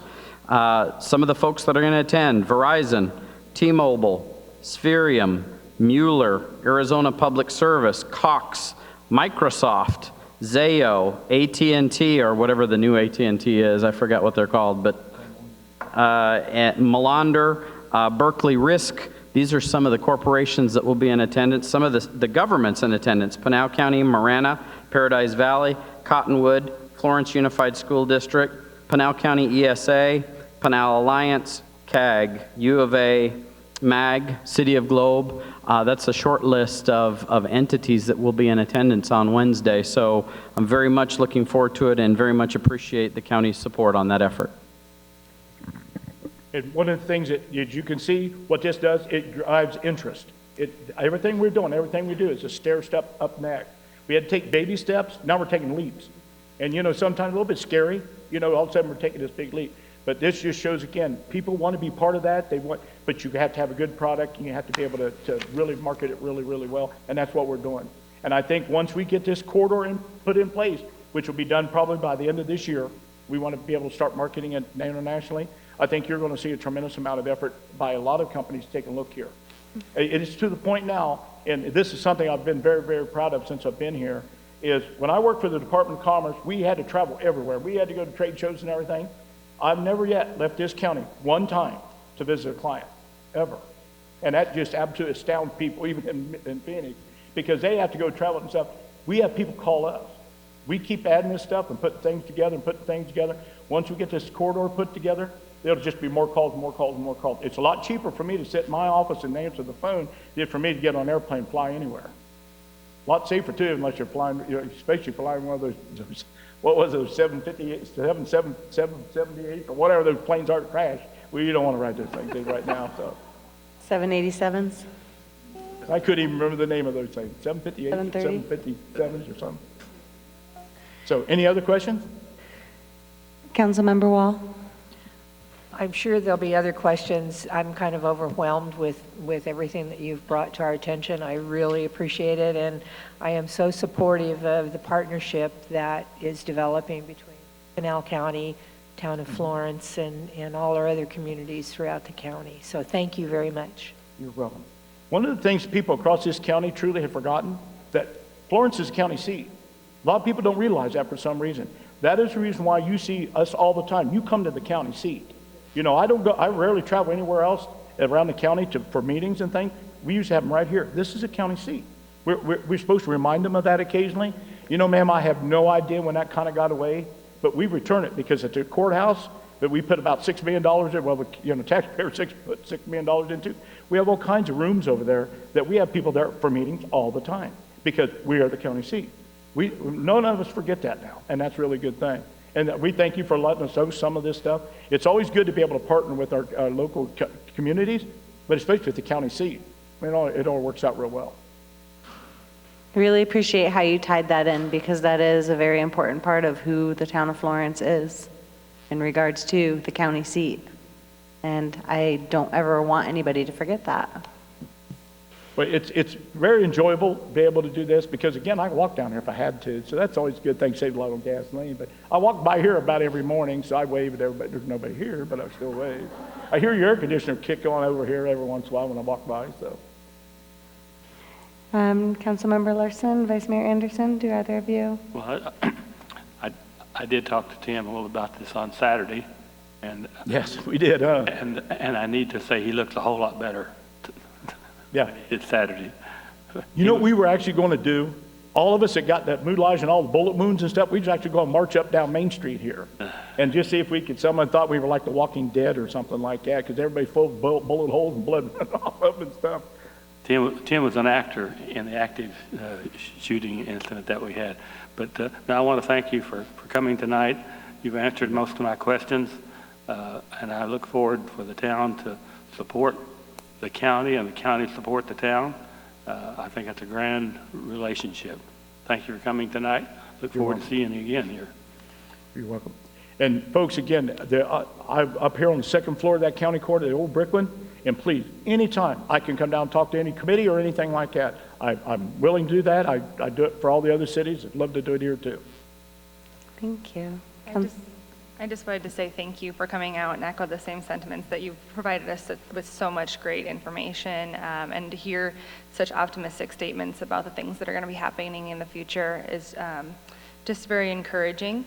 Somebody who's been looking for a job, I know that I've also spoken with a lot of other people who are looking for a decent paying job, and it is very difficult out here currently. So it's great to hear that there's all these opportunities that are coming in the future to be able to make a living, to be able to stay out here. So I appreciate the opportunity to hear all this information, and I'll be able to pass this on to our other residents as well. So thank you. No, it's a pleasure, believe me. If you think Pinal County's rocked up to this point, you guys haven't seen quite nothing just yet. So I hope you all got Velcro because you're going to need it here real quick. Very nice. And you will be at the event this coming Wednesday? Yes, yep, sure will. Excellent. Yeah, I believe, like Brent said, we're the primary sponsor for this. Yes, you are. And we appreciate that. We like to sponsor that stuff. Anyway, thank you all very, very much. Have a good evening. Thank you so much. Our next presentation this evening is on the Internet of Things. And at this time, I would like to call up Mr. Trenton Schaefer.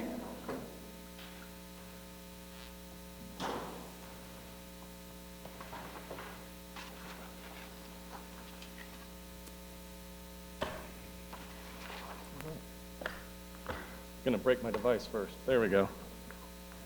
Oh, you told me not to touch something up here. I did. Okay, I didn't touch get it. to that in a moment. Mayor, Vice Mayor, As you came up, I was like, what did he tell me not to touch? As I had all my stuff up here. It's a small little blue device by your speaker right up there. Yes. Okay, good. Don't touch it. So this evening I'm going to be doing a presentation on the Internet of Things, or also known as IoT, as Brent so eloquently talked about in the last presentation, so I appreciate that. So the Internet of Things is influencing our lifestyles, from the way we react to the way we behave. from air conditioners that you control with your smartphone, smart cars with in-dash navigation to give you the shortest route, and a smartwatch tracking your daily activities. It's basically everywhere. But let's answer the first basic question. What is the Internet of Things? So you can see there's a lot of different definitions of the Internet of Things from various different sources here. Essentially, the term in the broadest sense encompasses anything that's connected to the Internet in the basic sense. But there's a quote on here at the very bottom that I think hits the nail on the head. And it's the bottom one from the SAS Institute. It's a concept of everyday objects, from industrial machines to wearable devices, using built-in sensors to gather data and take action on that data across a network. So let's look at that a little bit. Concept of everyday objects, things, could be anything. Using built-in sensors to gather data from those objects and then take action on that data across a network. So let's talk about sensors. Humans have sensors, 5 of them to be, in fact, taste, sight, touch, hearing, and smell.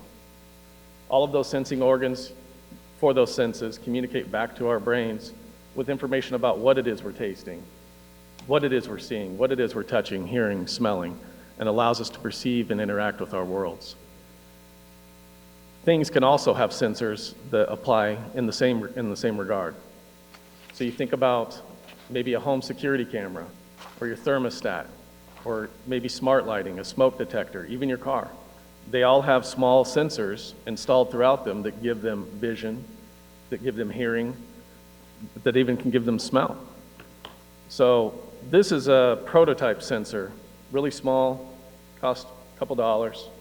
It's a flame sensor. It can detect if something's on fire, if there's high heat in the room, and it's extremely accurate. I call it a prototype board because this can actually be made very, very much smaller. Mayor Walter, you have a device up there. It's a little blue device. I set it by your speaker. You can feel free to look at it, pass it around. Is this a blueberry pie? Yeah, close. Is that so it's a temperature humidity sensor that you could attach to a Raspberry Pi board. Super small, but again, that's a prototype board, so they actually make those even extremely smaller than that. Of course, that takes some very sophisticated fabrication, but these are prototyping boards for you to see. So essentially, all of these devices, cameras, thermostats, so on and so forth, are equipped with a bunch of really cool sensors. Oh yeah, speaking of which, here's a better example. This device right here costs about $10. It has a photo sensor, motion sensor, temperature humidity sensor, leak detection sensor. You have to attach a cable for that to run it down. It has a accelerometer in it. We'll get to what an accelerometer is. When I flip my tablet, it knows which orientation, vertical, horizontal. That's what an accelerometer does. If it's facing down, if it's in my pocket, right? So let's take a look at something that has a bunch of those sensors. We all have one of these. There's at least 10 sensors in the average smartphone now. Cameras, pedometers, so you track your steps, light sensors, which most people probably don't have turned on. I have mine turned on. You ever pick your phone up in the middle of the night to check it and it blinds you, you know? So if you have the light sensor enabled and have that set as a default, then it'll actually dim it or brighten it according to the light around you. Really handy. Thermometers, fingerprint sensors, microphones, gyroscopes, accelerometer, again, so it knows which way it's facing. Magnetometer, so that's for your compass. So most vehicles nowadays have one of those in them. That's how they tell you which direction you're going. They've been in cars forever. And a proximity sensor, this one's kind of cool. So that's what keeps you from actually dialing when you have your phone pushed up against your ear, or when you take it away, then you can push the buttons. Most smartphones have that as a default feature now. If it's laying down, face down, you can make it ring silent unless you pick it up. If it's in your pocket, you won't be accidentally dialing people, so those proximity sensors are in there. So as you can see, there's a lot of sensors in this tiny little smartphone, right? So we've been expanding on that over time and adding these types of devices, not just to our smartphones, but we started thinking, hey, we can add these to our homes. So we started making smart homes. So you have doors that can be unlocked while you're not even home. Somebody rings your doorbell, you get a little notification on your phone. Oh, look, it's the Amazon delivery person at my door. I'm gonna go ahead and let them in. I wouldn't do that, but I'm gonna let them in. So they go on in, drop their package off, and leave. You have security cameras that are watching them the whole time. Maybe your lights kick on too when they go in and turn off when they leave. You can even get sensors that now tell you, hey, is there people even in the house? The Nest thermostat, which was in the previous couple of slides, it knows when you're home or not. You don't even have to tell it that you're home and adjust the temperature or go off a timer. You can have it turn on the moment you walk through your door. All of that done with sensors. So these sensors attached to these devices and then connected up to the internet and sharing that data makes them an Internet of Things device. And that's really all I was trying to convey through these couple of slides, is really detail what is the Internet of Things, because there's so many different definitions. Everybody has their own definition, and like I said, it's basically just connected to the internet and sharing that data and gathering that data. But that's where we get to some really cool stuff. The Internet of Things timeline here. If we're looking at Kevin Ashton, gentleman who works for MIT, he developed this company called Auto ID. They made the first RFIDs, radio frequency ID chips. Basically, my access control badge has an RFID sensor in it. I walk over to the access control, and by proximity, I scan it in front of it. It goes into the system, it knows to let me in. So those are RFID sensors. So his company, they developed those, and they developed what's called the electronic product code. It's to replace the UPC barcode system. One of these days it will. It's kind of like a fax machine. It just never dies, right? So we still have barcodes over everything. We could easily replace them with a sticker that has RFID in it. That's how a lot of places like Walmart know that you've taken something without paying. You haven't scanned it across the register. It has an RFID in it, a little radio frequency ID. You walk through those sensors and they go off saying, you took something and didn't pay for it, right? So pretty cool stuff. So that was back in 1999. Kevin Ashton introduced the term Internet of Things. He was one of the pioneers to that way of thinking, right? So 2009, fast forwarding, Google starts testing self-driving cars. At that point, we had 1 billion devices connected to the internet. 3 years later, 8.7 billion devices, more than the population of the world, connected to the internet. Phones, thermostats, cameras, refrigerators, everything connected to the internet. The number of connected devices more than doubled that in a 3-year period by 2015 to 18.2 billion devices. And that's when we got to see the very first smart toothbrush. Sounds ridiculous, but it's actually really cool. When I first saw it, I'm like, whatever. And then I was like, well, maybe. Let's take a look. It's neat. My kids use it. It'll actually show you where you've brushed, if you're missing places, are you getting front and back? It's crazy sophisticated. It interacts with them with a small little game, so they, if they aren't brushing right, it'll show them how to brush right, whatever. Really cool stuff, and not very expensive. So moving on down the timeline, we get down to 2017, and we kind of come to a stop. 28 billion devices, and now hackers are starting to hack them. This thing was growing so fast and expanding so quickly, people are rushing to the market to put devices on the market. You start seeing it on Amazon. Name brands you don't even recognize. Usually you think you see Panasonic, Samsung, stuff like that. Now you're seeing like Igloo and Buju, and it's like all these weird names. It's Chinese companies racing to the market, introducing all these Internet of Things devices. Get a smart camera from Buju, and little do you know, it's phoning home to China with a username and password in plain text that you might use on your email and everywhere else. So the government caught wind of that, had a lot of devices of theirs get hacked, and they couldn't figure out why, and they finally figured it out. Somebody came into their building and plugged in a cheap Internet of Things device on their network. So governments really had to start thinking about IoT security in 2017. That's where we had a lot of hacks, exploits, backdoors.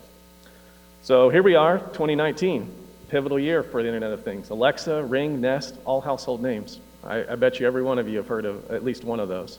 So they're everywhere. All of those are Internet of Things devices, and they make our world a better place, real easy. We'll see how many I trigger in here if I say, Alexa, what's the weather? None? Oh, excellent. The weather is. In my house, all kinds of stuff would go off. It's crazy. So fast forward 2020, projected 50.1 billion devices. That's a conservative number, because back in 2017, remember when we only had 28 billion devices, the estimated number of devices for 2021 was 36 billion. We hit 42 billion in 2019, 2 years before that projected number. So it's just exploding faster than we can even estimate on how quick this is growing.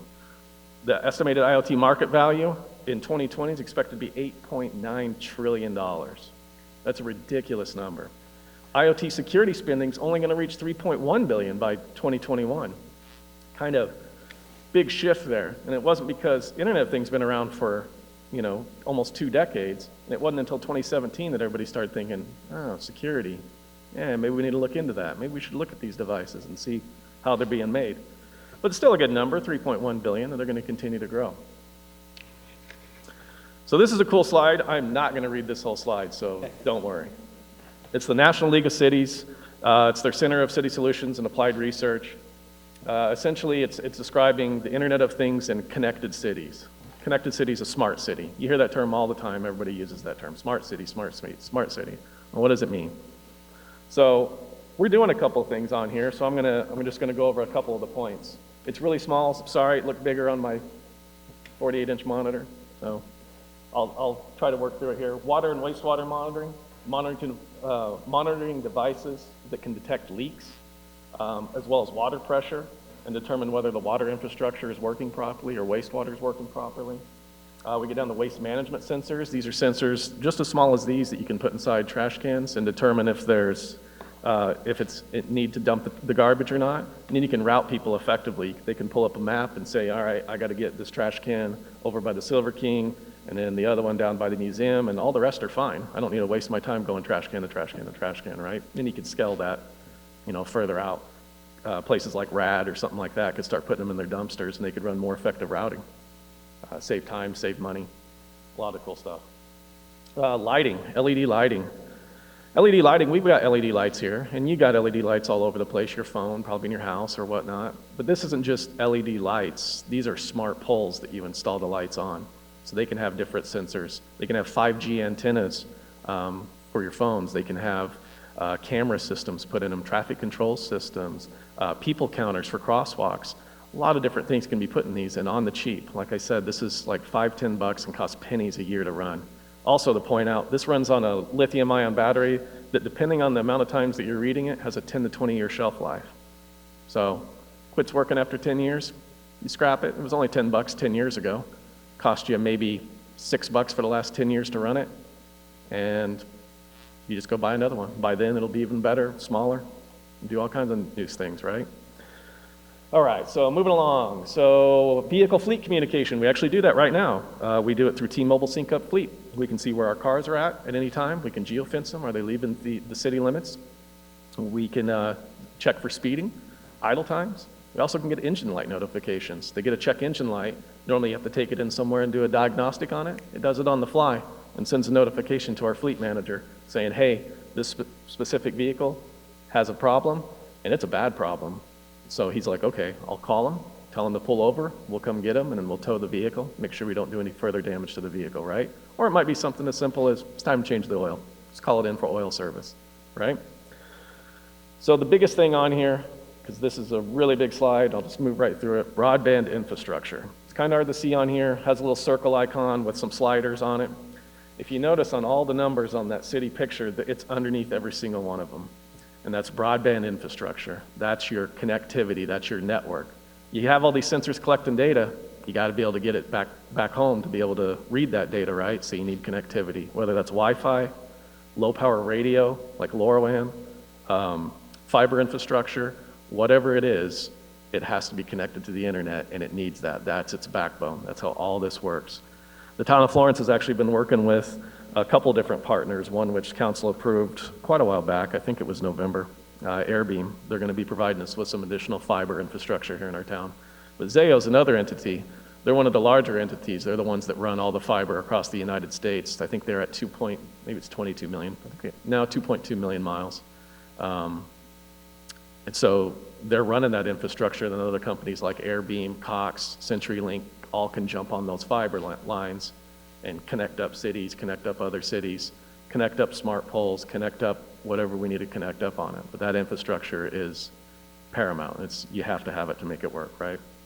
Before you switch the slide, I have 3 questions. Yes, ma'am. All right, what is wearable detection? Wearable detection. So some malls do this actually currently. You walk into a mall, a little thing pops up on your phone, a notification. Hey, TJ Maxx over here, sale 50% off. Hey, we see you bought this and this. Go over here and check this out. Hey, there's an event playing at the movie theater over here at 2 o'clock, and you walk through and you can kind of interact with stores, interact with where you're at. You can actually get a wearable sensor that's sewn into your clothes to do different things like that. I think it actually might mention that. Maybe not. But also around the city too. So Tempe does this. I believe downtown Phoenix does it. I'd have to check to be sure, but same thing. It'll let me know where there's other available parking. Even while I'm out walking around, it'll tell me. It'll let me know where there's other events going on, like I said. It'll also let me know where the nearest Uber station is without pulling up Uber. They'll have their own kind of app, but they all are trying to work together. That's the problem. You have all these systems, and I'll get to that a little bit later in my presentation. If they're not all talking together, it can kind of become chaotic, right? So it can be smart, and sometimes it can be overwhelming, right? Gotcha. What's the next question? Okay, so the next one is on the surveillance cameras. Do we have any around? Good point. I sped ahead. I was going to cover that. We do. We have cameras all over the place. We have some in Heritage Park, some new ones we just put in Heritage Park. There was vandalism in the park in an area where we didn't have cameras, and we put cameras in to cover that area. Those cameras actually were able to catch one of the suspects that did the vandalism. So it's good. We have them right outside our council chambers. We have them anywhere where we collect money, and we have them in other places, especially around our police station, evidence, things like that, right? Absolutely. And my last one, this ties in with this past weekend. I noticed the county had their drone that was kind of flying up and around, and Yes, ma'am. I had an opportunity to, talk about some of the pros and cons. Do we have anything like that available? We don't have drones. They're really good, and I think they're a valuable resource. We actually used one a few years back before we painted our water tower because there was red-tailed hawks up there, and they're protected. And we had to make sure that they weren't nesting, there weren't eggs up there or whatnot, right? Real quick and easy. Costs a lot more to have a tower climber come climb that thing. The caveat to that is you want to have, you want to go through the proper certification process. There's proper licensing for that. There's a lot of things you got to know about flying a drone, what your altitude you can fly out, line of sight. If you get it out of line of sight, it's an unmanned aerial system. It's no longer a drone, and that's frowned upon if you don't have a proper license. There's a lot of things as a municipality that you would want to cover your bases for before you would do something like that. Mr. Billings, do you have something you want to add? Hold that thought. There's going to be more on drones in the future. Okay. Thank you. All right. Any other questions, Mayor? No, Okay. sir, not now. Moving ahead. So we talked about smart cities. This is just a quick slide. What is a smart city? It's an innovative city that incorporates information and communication technology. Information technology would be, like we talked about, a sensor collecting information and sending that over communication technology, our bandwidth, or our fiber, or our fiber or our Wi-Fi or whatever, right? That's in the simplest sense of terms. So it's using that to enhance the quality and performance of urban services such as energy, transportation, utilities, in order to reduce resource consumption, wastage, and overall cost. The overarching aim of a smart city is to enhance the quality of living for its citizens through smart technology. That's a smart city as a whole. So I'm just going to give some examples of the different types of things you're going to see in the smart city. You saw the National League of Cities slide, really big slide, had a lot of stuff. This kind of gets down a little closer so you can see that. Smart streets, it's not just smart lights or anything like that, the whole street's smart. You got city sensors detecting weather, different things like that. You got wireless Wi-Fi access for the citizens, electronic vehicle chargers, traffic monitoring, security infrastructure, near zero street energy cost lighting. Lights that turn on only when somebody's present in the parks, or dim just a little bit when nobody's there and then brighten back up when people show up. You can have them obviously turn off day or night. That's a photo sensor. We've been doing that for a long time. There's a lot of other things you can do with it too. You can change the color. You can, if there's a fire or something like that, you could have them light a different color and lead the firefighters there. You can do all kinds of crazy weird stuff with them. During an event, our Christmas event, we could individually change the LEDs to do Christmas lights programmatically without changing out bulbs every year and doing stuff like that, right? Really cheap too, low cost, low energy, 10, 20-year life on an LED. They also let you know when they're out. So instead of waiting for a citizen or somebody to say, hey, that street light's out over here, and letting us know, we'll know the moment it's out. Street light over on Ruggles and Warner, it's out. You need to replace it. So all that communicates back. This is technology we employed. This is something that we just recently put up, I'd say a couple months ago, maybe 4 months ago. The LoRaWAN gateways, low power radio networks. They just work on a 900 megahertz frequency. It's just like Wi-Fi. It's a different frequency, but it's more lower on the range, so it can go out kilometers, 30 kilometers, things like that. we were able to detect our sensors. That's what this is running on. It's live right now, it's working. We were able to detect these all the way up off the 60, coming down from Apache Junction up there in the 79. So this gateway is sitting on top of our radio tower in Florence Gardens, and it was able to pick it up and detect the sensor in it, right?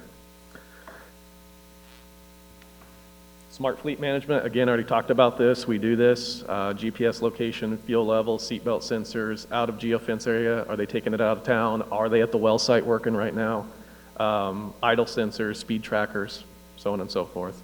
You can even use it for if we did any kind of asset management, delivery of assets, and wanted to track the assets en route and where they were at, things like that. Smart facilities, we got a little bit of that going on here. We have smart thermostats right now connected up. We have a little bit of not so smart lighting control, but it works. Yeah, go ahead. I was just going to say smart thermostats because we always have the running joke that we're always freezing up here. Yeah, so I was going to say something earlier. I was trying to speed this along, so now I'm forced to say it. All right, so your chair, Mayor Walter, it's a dumb thing. It's just a regular old chair, right? But we can make it a smart device. We can put it on the Internet of Things. I can attach a proximity sensor to it, like I talked about with the cell phone. When you hold it away, it knows, right?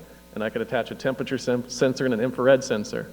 But I want one at her chair, and then I want one at my chair. Yeah, so we could tie them up between all your chairs, and then we would know when somebody was too hot or too cold, and we could have it phone home, and the thermostat would be like, oh, Mayor Walter's hot, turn the air down, and be like, no, she's cold, turn the air up. So We just have to angle the vents differently. So we need individual vents for all of you, I think is the key to that, right? maybe an electric blanket or something. So fire detection alarms, we do that too. Chief Strayer just had that put in within the last year. We're doing that right down on Main Street. It's wireless. It works to the same respects as these devices. It'll let you know when there's an alarm, smoke detection, anything like that, and notify emergency personnel, right? So water leak detection, that's something we're going to be doing with our smart water meter project that we're putting out. They're going to be able to get instant reads on those meters. We're going to know if there's leaks in the system. A lot of really good, cool stuff. Tower monitoring. This is really important. Those towers that we have, they offer a lot of connectivity and communication between a lot of different things, and the biggest one is public safety. Fire and police run off of those towers. All their radios run off of those towers. So if they lose internet connectivity on their MDCs, the only thing they got left is cell phones and radios. Well, if the radio's out too, then all they got left is cell phones. Well, a lot of times those cell phones run off those towers too. Well, they all do. Not necessarily on our towers, but other towers where they have their radio gear set up on them. And all that relies on fiber backbones. So every one of those radio towers, somewhere at some point, they might bounce off of each other wirelessly for a while, but they hit a tower somewhere that connects in the fiber and runs it the rest of the way. That fiber gets cut to the ground, that tower goes offline, you're having a really bad day. Fortunately, most of the time they're strategically placed, so you have some redundancy with towers, right? So you can do cool things. Fuel level monitoring in our generators. Instead of sending somebody up there to check it every month or two or whatever, we automatically know the fuel level. The battery levels. Does the battery need replaced? Can it hold load? Does it have good charge? Access control. We kind of have that up at Florence Gardens. It's just a chain over at in Anthem. Like I said, power and battery. Camera surveillance. We do that at both towers. Perimeter defense. I believe it's razor wire. So not smart, but it works. And then automated lighting. I actually have some of that in the Florence Tower. So keep talking about these sensors. I'm almost done, just a couple more slides to go. Our wastewater treatment plant uses a lot of really old legacy systems, PLCs, programmable logical controllers, a lot of different things in there that tell that what to do. Hey, is the water level too low? Then pump something in. Is it too high? Then pump something out. Effluent, influent, different things like that. Those are all controlled with these, they're kind of dumb controllers. They just look at simple things. But they can be retrofitted very cheaply with intelligent edge nodes, IoT devices, that then read that information and can actually talk to those boards too. They've created interfaces where they can communicate back and forth. So then you can have a single pane of glass sitting back at Public Works and be like, how's my wastewater plants doing? How's my water pumps doing? Excuse me, we already do that with our water pumps. But right now, wastewater, you kind of got to be physical on site looking at the SCADA system. If you could tie all those systems together, like I said, we could tell them when to engage pumps, not to engage pumps, get alerts if there's spillage, if something's going wrong, if there's vibrations occurring on a motor and it's clearly something is jacked up on it, we need to get out there quick. These little sensors will let us know. It's really slick stuff. So we're going to talk a little bit about the Florence Smart City platform. So I keep talking about these smart devices. I mentioned it earlier about if they all don't talk together, then it becomes just a big mess and it's a pain in the rear to manage, and it just defeats the whole purpose. Big companies like Census with their water meter systems, they're great systems. They really are, but they're dumb in a lot of ways. And in that regard, it's because they build this nice proprietary little system that reads all the meters. It has a beautiful interface. People can pull it up on their smartphones and check their bills. It doesn't talk to anything else. So we installed them for our water sensors, and then we install a different company for our wastewater sensors. Now we got to log into this system to check our water. We got to log into this system, check our wastewater. We got to log into this system to check our fire. We got to log into this system to check our generator batteries. And you just got all these systems not talking to each other. You might think, well, that's not too big of a deal. But it is a big deal when you think about what a smart city really is and what this technology can really do, and why you really shouldn't waste your time with vertical systems like that don't talk horizontally to each other. If you have a fire somewhere, we have fire detection. We know there's a fire before humans probably even know there's a fire. Something picks up, smoke detector knows, got a fire, thermal sensors are saying it's 300 degrees in this room, something's not right. You can actually have that talk to the water systems, engage pumps, start filling reserves, so we make sure our firefighters got enough money there, or money. You guys need more money, right? Enough water there. So it can start engaging all these different systems and interacting, automatically notifying dispatch where it's at, automatically showing the routes, doing a lot of really cool stuff. But if they don't talk to each other, then it's just kind of dumb. So what we're doing is we're doing a open architecture, open source, industry-leading security, best-in-class cloud storage machine learning platform. What does all that crap mean? Basically, we're going to take all of these sensors that we're deploying throughout the town, our water meter projects, any new projects we're taking on, we're going to build based upon this platform. We're going to collect the data from them via our wireless gateways, via fiber, however we collect it. We're going to store that and analyze it through machine learning, trending, whatever else we need to do. Also, on top of that, going into our billing system, automatically interfacing with it. And then providing a single dashboard where we can view all that data and all those sensors and interact with them accordingly and have them interact with each other. So through all that, like I said, that'll all have end-to-end security. Every one of those points has a security layer in it to protect the consumer's data privacy, also to ensure that it's encrypted data, and then we're not transmitting anything we don't need to. I don't need to know it's Kristen Larson's house that has this read and blah, blah, blah, blah, blah with their address. When I transmit all that, I only need the important parts of the data. So you got to make sure you ensure the privacy and security of your end users that are on those systems. So this is a detailed view. Really, it's kind of what I've been talking about. On the left-hand side, you got your smart connected things. Obviously, we don't have any wind turbines, but maybe. Vehicles, buildings, industrial, everything's all connected to those gateways in a ring there. They're all part of the same system, and they all can cross-communicate with each other back and forth. So that information, like I said, is then transferred separately, securely, over into a data center and storage, where then it's analyzed and processed. And then third-party connections after that will then tie us into dashboards where we can view that information, pull it into our Cassell Finance software, anything like that that we need to do. Really robust system, really smart system. Anything can interface with it. You can always build on it, expand it, strip it down.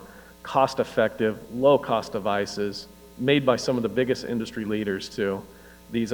Most of these sensors and everything in them, old Honeywell thermostats. Your old Honeywell thermostat on your wall just had a basic little black and white LED, right? You adjust on that. It had a microcontroller in it, the same thing that's in all these devices. It had a microcontroller that controlled all of that. It was just really basic. And now they can make them bigger and faster, but smaller at the same time. So they got Nest thermostats that have 1 million sensors in them that can do creepy stuff, right? So it's the same technology scaled and expanded, scaled and expanded. And now the thing to do is to connect it all together. And that's what Town of Florence is doing. So with that said, questions? Wow. All right. Great presentation. Thank you. A lot of information packed in there. And I'm amazed at how our technology is getting smaller and smaller and more efficient. Yeah, it's good stuff. Any questions? To be continued on Wednesday. Thank you. That's my question. I hope and look forward to seeing all of you there. If you can't make it, I understand. It'll be great to see you come out, though. There'll be some good stuff to see.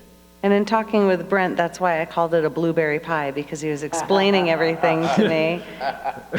He'll get the nomenclature a little wrong, but he has the idea. Raspberry pie. There you go. Close enough. It was blue, too, so. You're on the right track. All right, thank you so very much, and we'll Thanks. see you on Wednesday. If anybody would like to come on out, there's still a few seats available. Appreciate it. Thanks.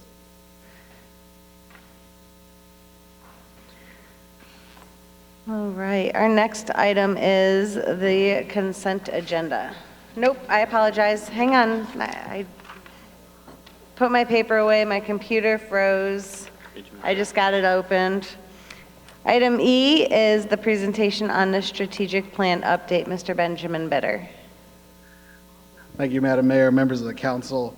I am honored and humbled to be here tonight to talk about some of the exciting things that have happened in the town of Florence in the past few years since the adoption of the 2017 Town Council Strategic Plan, as well as talk a little bit about the future for how we plan on embarking on an update of the existing Council Strategic Plan. As I mentioned, we wanted to first review some of the accomplishments and achievements within the existing Town Council Strategic Plan, as pictured here in the slide.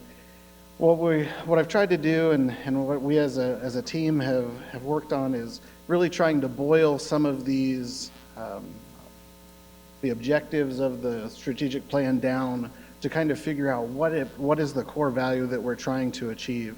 So as you'll see on this first slide, the first it lists the objective, which is community vitality, and then the line under it in italics, that's as we go throughout the presentation here, that will show kind of how we've boiled that down. The community vitality really talks about quality of life, and this is really items that we feel the town has accomplished over the past few years that seek to enhance the quality of life within the town. So as you'll see there, some of the things that have occurred over the past couple of years, there have been additional concerts in the park, a new car show that the town has partnered with the Greater Florence Chamber of Commerce. Has certainly grown over the past couple of years since the first one, I believe, last year, and then the second this year. A great event for our community. We've got programming partnerships in the community center. Those would be things like the Robles Fight Club and yoga that we've had an ability to expand the services that we offer by making available the community center in that space.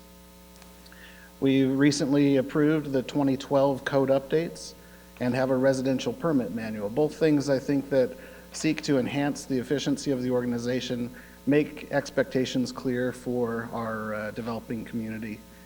We are undergoing the Parks and Recreation Master Plan, which will set apart an idea as to all of the amenities that the members of our community want to see within the community. Survey is part of that, and a key portion where we will receive the input and say, okay, we've heard from our residents, and these are the type of things that they want to see. We have reduced blight in the downtown area following the fire at the Cocopelli. Obviously, that was a long, lengthy process and required the legal intervention and the steps of that process, but something that I think we can be proud of as a town that we were able to get across the finish line. And while it hasn't been, we were unable to save the structure, we have at least returned it to an area where it could be developed again in the future. We also have taken the initiative to use student actors for the home tour or try to dramatize history and get more involvement, more excitement for the downtown. Also, we have the Give a Lift program and the Durable Medical Equipment Loan Program, both things that seek to enhance the quality of life for our residents. And again, as I'm going throughout here, please feel free to stop or ask questions. Sometimes easier to do it as we go through. The second element of the existing strategic plan is economic prosperity. What we really classify that as modernizing and diversifying the local economy. We recently hosted and continue to host throughout this summer small business development workshops. Those are put on by the Central Arizona College Small Business Development Center, hosted at the community center, and they're meant to be workshops to enhance the skills and the ability for our downtown businesses to thrive. We've hosted Economic Development Symposium last year, and again, as has been mentioned at length tonight, have another on Wednesday. We worked with Pinal County on videos from Moses with the help of Mr. Knavel and his team, and Moses Inc. 3 pictures on the right-hand side, all from that first video of our local establishments that we are so proud of, the Fudge Shop, Old Pueblo, and Mount Athos. We are working on automated meter reading and have approved the contract for that to streamline government and to make our operations more efficient. We have a downtown redevelopment plan underway where we have begun to understand what it is and where it is that we need to focus our energy in terms of enhancing the historic elements of our downtown. We have new and renovated medical facilities in Florence, such as Sun Life, the Adamsville Hospital, and the imminent reopening of the Florence Hospital at Anthem. And we've also started the wireless fire alarms program in the historic downtown. All things that really set up the community for success and economic development. Next element is leadership and governance, which we boiled down to say we want to create leaders and do noteworthy things to enhance the town. As you all are aware, and as we are all very proud of, our police department has been successful in keeping us the safest city in Arizona for multiple years. We receive that designation seemingly every year and wear it as a badge of pride. We have partnered with American Legion and others to create the Veterans Memorial Fundraiser. You'll see in the top right, there's the picture of our statue that again, we are so proud of and look forward to placing on the site later this year. Another thing that is not typically something that we think of in terms of leadership and governance, but this year the town was actually able to get a resolution through the League of Cities to sponsor what ultimately became Senate Bill 1186. There's a typo in there.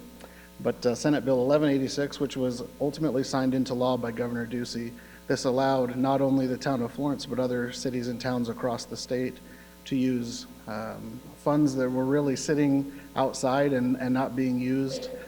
Those funds were able to be used to buy down pension liabilities, which makes obviously not only the town of Florence, but the state of Arizona and that pension system more sustainable into the future. So certainly a leader, and Mr. Barber deserves much credit for that as well.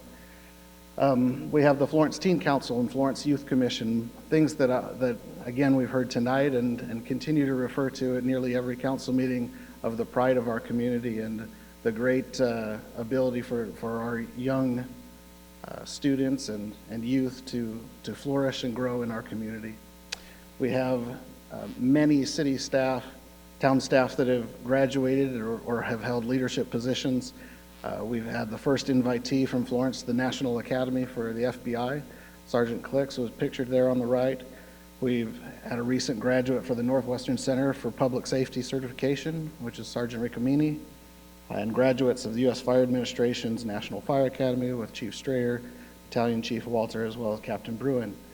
Received scholarships to numerous national conferences, and also have a member of the board of directors for the International Institute of Municipal Clerks in our presence. So lots of great things, I think, that we're trying real hard to lead in the community and beyond and meet that goal of the town council. Another next objective is on partnerships and relationships, which we boiled this down to mean that we work together to build a better Florence as well as a better region. Some of the things that mention our partnerships on there, we have the first is that we've partnered with Pinal County for what we term as Florence Alerts or Everbridge or the PENS system. This is the emergency notification system that many people have received text messages or phone calls about when there may be a water outage or a traffic advisory that is particularly dangerous or imminent. That's certainly a great relationship, and as we continue to learn how to use that and be more effective with that, I'm sure that relationship will deepen as well. Recently, we hosted, I believe in September, the State Transportation Board for its quarterly ADOT meeting. We have created the Census Complete Count Committee, which brings together leaders from various parts of our community to make sure that we have a complete count on the 2020 census and make sure that all possible funding is coming to Florence in the future. And then we have various members of council and staff that sit on regional boards and commissions. I've listed a few of those there. I'm not going to dive too far into those, but wanted to make sure that that involvement is recognized as well. And then finally, as was mentioned at a previous council meeting last month, the town staff has also worked with the county and neighboring communities to create a North-South Corridor Coalition that has pushed for resolutions from these cities and organizations across the county. So we've seen that already from ourselves. Obviously, you all passed a resolution in May, and we've also seen that from town of Queen Creek and the Central Arizona Association of Governments, Central Arizona Governments. Next element is transportation and infrastructure, and that basically means we're ensuring connectivity and a basic framework for economic growth. Obviously, we continue to participate with CART, which is the Coolidge Area Regional Transit. It's a bus service that runs from Casa Grande all the way up into the town of Florence. And they've looked at discussions and have had discussions on their board level as well of expanding that service into the future. Another big thing that has happened for the town of Florence is that we have worked with the state legislature and the governor's office to remove the sweeps from our HERF funding so that we can afford to pay for the highway and street improvements and repairs that are necessary on a year-to-year basis. Additionally, this year we were fortunate enough to receive an extra $200,000 in the budget in a one-time, revenue boost to enhance our infrastructure as well. We've received permits for the water recharge facility. We've purchased water credits for future water rights. We continue to remain involved at the Arizona Corporation Commission to ensure that all of our residents are receiving quality service for water and wastewater. And we are also updating the regional transportation plan, not just the active transportation plan, but also the regional transportation plan. So a lot of great things, I think, that are happening in terms of transportation and infrastructure as well. So those are the elements of the 2017 plan. That's great, and certainly no 5 or 10 minute presentation on those elements could do justice of all the work that you all as council and our staff has put together. But we also want to recognize that it's time for the next chapter, and this needs to be a living document and something that you all as council get to have ownership in and get to change when you feel that there needs to be a change. And so what we've prepared is basically just some slides here to show how we envision this process moving forward, and obviously all up to how the council determines to go. But basic framework, as you all are aware, we've started one-on-one interviews with each of you to begin to understand your individual goals, your vision, the things that you want to see moving forward. We'll review that content and get back to get that information back so that you can all review that as well. We'll then have group discussions, maybe as council or management, directors, combinations thereof, to make sure that there is appropriate input and if you have questions, that you're getting those questions answered. And then in the late summer or in the next couple of months, we'll be reviewing the recent citizen survey. Received about 320 responses to that, which at 95% confidence will have about a 5.4% margin of error, nerd alert. But we love the citizen survey, and we'll be real excited to present those results here in the coming months. We'll then develop a document, create themes, a design, layouts. We'll get photographs of the community, something that we can use over and over again, something that's ours and something that we're proud of. And then present a draft to you all as council, and anticipate being able to wrap up that whole process by late fall. And so just as an idea, as something hokey but something funny, an idea for you all to say this is our vision, this is something that we can move forward where the path is clear and something that, that we all can have ownership in. So with that, happy to answer any questions you may have. All right, it does not appear there's any questions. Great presentation. You've outlined our next steps very well and communicated, so we look forward to the citizens' response surveys. Did you hit your magic number yet? We're fine, yeah. We'll be okay. If you haven't already returned your survey, it's not too late. You can even complete it online. All right, I'm going to go a little bit out of order, and I do apologize for the delay. I would like to, at this time, go to new business, item 10A, and this is the Gallagher Scholarship donation. Mayor Walter, members of the council, I'd like to invite up Denise Smith. I'll just get right to it, but I thank her for her patience tonight as she sat through the presentations so that she could do a presentation for us. So. And I apologize. Thank you so much for your patience. It was a great education this evening. Mayor Walter, council members, my name is Denise Smith. I'm Michelle Gallagher's sister. I am also now the appointed president of the newly developed Michelle Gallagher Scholarship Memorial Foundation. We recently got the 501c3 about 6 months ago. So we're all on our own now. We're no longer leaning on another agency for our 501c3. So I'm really proud of that. So for those of you on the council who may not have known Michelle, she was a longtime resident of Florence, born and raised here, lived here for 40 years, passed away in January of 2014. Michelle had always had a passion for youth in the community. She always brought out the best in kids, and she always had hope for all the kids. I work for the juvenile court here in Pinal County, and I've been doing this for 33 years. And one of the things that we're learning now with juvenile court is that we have to have hope for kids and believe that all kids are capable of success, and there's no exceptions to that. And every time I go through those conversations with my staff and with people that we're trying to bring this piece of culture to the organization and even to others that we work with, I always think about my sister because I think that she truly was somebody who had hope for children. She was a Little League coach for 10 years, always gave 100%. And for those of you that may have known Michelle, either here at the council or sitting behind me, knew that she had a pretty big whistle. She was a good coach. She was very well respected. She was tough, but very well respected. And she had a really good team. Everybody wanted to play for Michelle's team. One of the things that Michelle was she was a very generous person.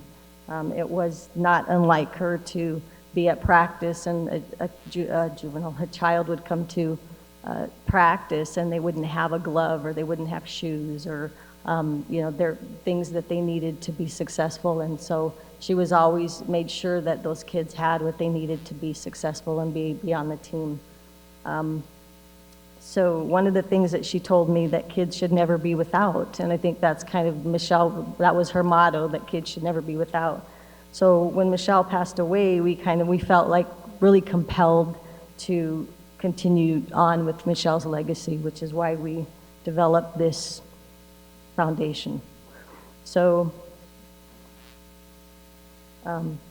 last year, those of you on the council might remember, we donated or gave the city $2,000 for kids in the community here in Florence. And the purpose of that was so that kids who could not afford to participate had the opportunity to do that.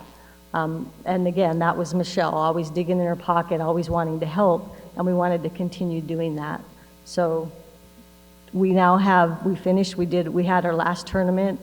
We actually get our proceeds through the tournament, and we do it here in Florence every year. We're actually going to be coming up on our 6th year, which has always been, it's been very successful from when we started. So this year we're here to, happy to say that we did very well, and we're going to also give another $2,000 for the city. And we will continue to do this, and as the city continues to use the money, we'll continue to grow in terms of our donation to the city and to the kids here in Florence. So $2,000 that we will be issuing a check from the Michelle Gallagher Memorial Foundation Incorporated.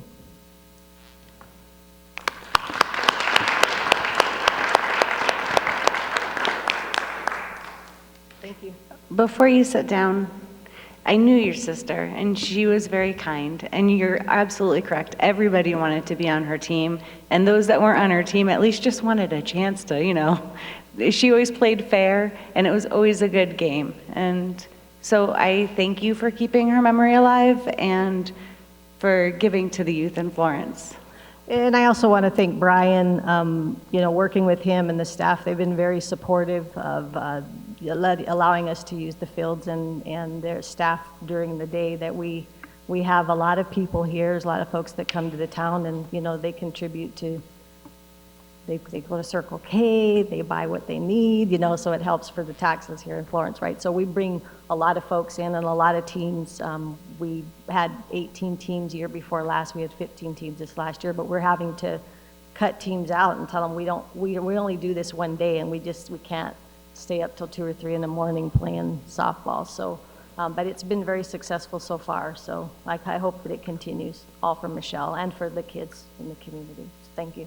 Thank you. Thank you for being here again. Mr. Hughes, would you like to say a few? I just want to, just so council knows, once we got the scholarship program up and running after the initial donation, so far we've awarded 17 youth scholarships representing 9 different households for a total of $1,200 just in, I believe it was a little over 6 months. So we couldn't have done that without Denise and the Michelle Gallagher Foundation, and we look forward to the continued partnership. So thank you very much. Thank you.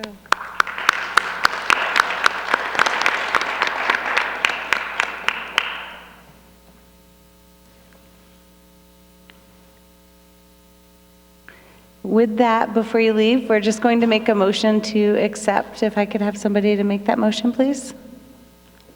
Make a motion that we accept the $2,000 donation from the Michelle Gallagher Foundation. Second.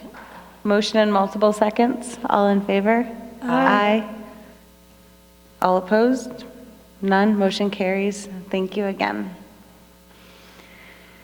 All right, continuing on, we will go back to the consent agenda.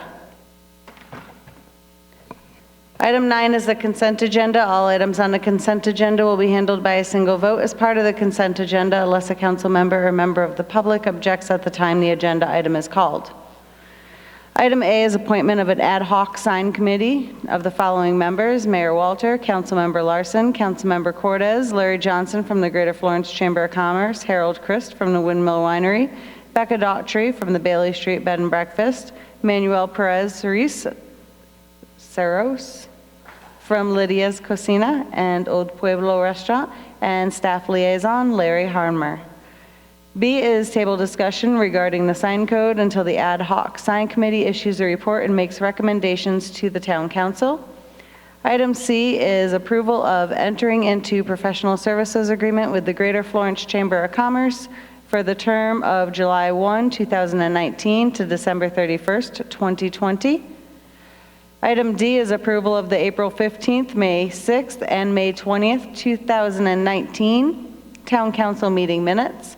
Item E is to receive and file the following boards and commission minutes: April 11th, 2019, Arts and Culture Commission meeting minutes; April 18th, 2019, Florence Youth Commission meeting minutes; and March 27th, 2018, Historic District Advisory Commission meeting minutes; and March 7th, April 18th, and May 16th, 2019, Planning and Zoning Commission meeting minutes. Ladies and gentlemen, that is your consent agenda. Is there any member of the council or public that would like any item removed at this time?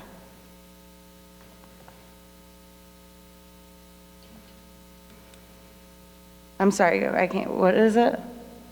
For the March 27th, should that be 2019 instead of 18? It should be. Okay. Thank you for catching that. Let the record reflect March 27th, 2019. Any other? With that, we need a motion. I make a motion that we approve the modified consent agenda. Second. All in favor? Aye. Aye. All opposed, same sign. Motion carries.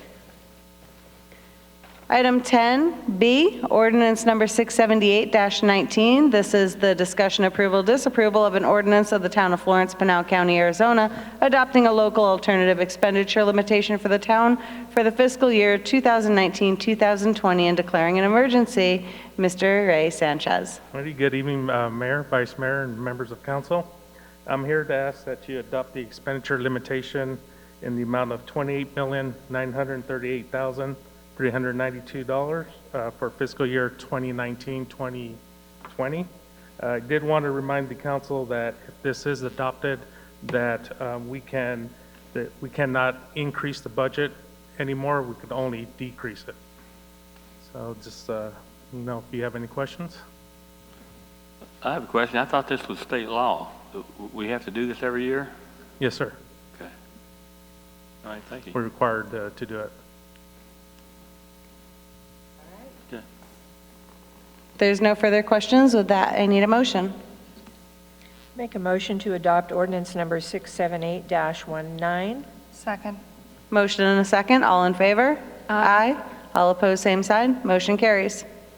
Item C is resolution number 1701-19. This is the discussion, approval, disapproval of a resolution of the town of Florence, Pinal County, Arizona, adopting the recommended town of Florence fiscal year 2019-2020 employee compensation and classification plans. Mr. Scott Barber.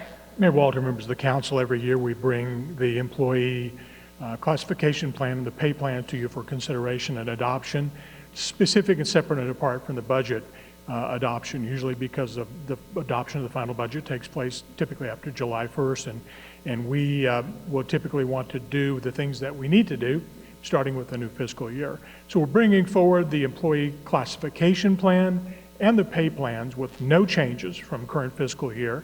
And as we did last year, asking also as part of the resolution to approve what is included in the budget, and that is funding for our employee merit program, performance evaluation linked program, allowing employees the opportunity for an up to 5% increase based on the score of the annual performance evaluation done on the employee's evaluation date each year. So those dollars are spread throughout the year. That's the recommendation this evening. I'll answer any questions you have. Are there any questions for Mr. Barber? With that, we need a motion, please. Make a motion to adopt resolution number 1701-19. Second. Motion and a second. All in favor? Aye. All opposed, same sign. Motion carries. Item D is resolution number 1703-19. This is the discussion, approval, disapproval of a resolution of the town of Florence, Pinal County, Arizona, approving and authorizing Mayor Tara Walter, Town Manager Brent Billingsley, and Finance Director Ray Sanchez to act as signatories for the transaction of business on the Town of Florence banking accounts and declaring an emergency. Ms. Lisa Garcia. Mayor, members of council, this is a housekeeping item. When we got our new Finance Director, Ray Sanchez, we did miss one of the accounts on the resolution. So we're bringing it back to council, making sure that all accounts are established with signatories. Are there any questions for Ms. Garcia? With that, we need a motion. Make a motion to approve resolution 1703-19. Second. Motion and a second. All in favor? Aye. All opposed, same sign. Motion carries. Item 11 is our manager's report. Madam Mayor, in the interest of time, it's going to be a much shorter manager's report than it was going to be. Number one, we have received local media coverage, both Saturday, this weekend, which is this News 15 video, as well as News Channel 3 this morning. I'll show them at the next meeting and not tonight, because we've already gone long enough. The last thing I had is very good news. I'm pleased to announce that we've received another FTA 5310 grant award, this time specifically for preventative maintenance on our vehicle and for the Give a Lift program. So more to come with respect to that, but we've been told we've received another grant amount, it looks like, for $28,000. So thank you to our grant staff and all those folks in our Active Adult Center that have represented the program well. Thank you very much. This is our second call to the public. Is there anybody in the public that would like to speak at this time? And closing call to the public. Call to the council for current events only. Councilmember Hughes.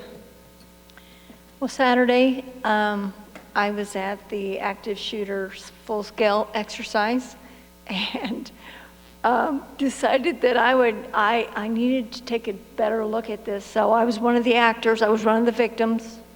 I got shot in the femur, in the artery. So I was almost bleeding out.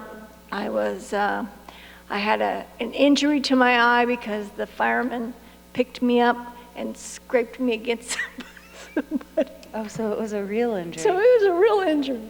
So, but it was very, I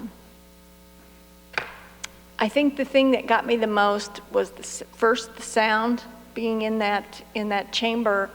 It just echoed in how loud it was. And then the time as being a victim, laying there silent and going, when are they going to get here? It seemed like it took forever for the rescue to come through. The cops came through, they cleared, but it was sobering to think how long it would take and how large our county is, and that even within Florence, it takes a good 15 minutes. So it was a real eye-opener, and so I think it was a really great exercise, and I was so pleased at the participation all throughout the county. Everybody came in. Fire did a great job. I got transferred to two different ambulances. They picked me up, they put me right next to the air conditioner in this triage thing, and it was amazing. But everybody pitched in. And Tim was also a victim. I watched him crawl across the floor. He was telling me that he was not gonna lay there. If he was shot, he was heading for the door. So that's what I did. Nice. Councilmember Larson? For the sake of time, I'm not going to say anything tonight, so everyone have a great night. Councilmember Wall? I just want to say I got up this morning and turned on my TV and watched the interview with Coco and our Florence Teen Council on Channel 3. It was very well done. Our youth were so good at speaking on camera. It was very impressive, and it goes a long way to show how far they have come since the Florence Teens Council became an entity in town. The video clips were shown, and hopefully they will go viral all across the country because the video is so well done. That's all I have. Thank you. Vice Mayor Anderson? Well, I would just like to expand on the active shooter drill that we had. It was a planned drill. The county emergency department was the one who sponsored it, but they also coordinate with all of the search groups and the police and fire units in the county.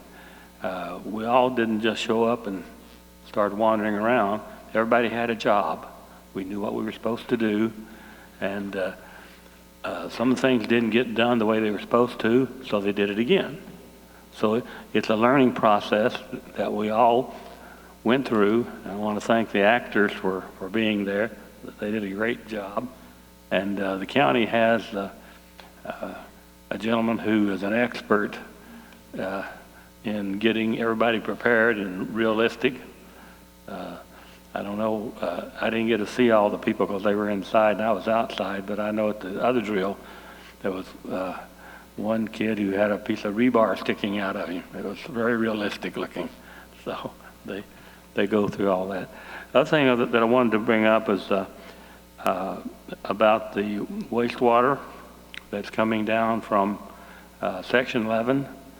The county supervisors have been discussing that.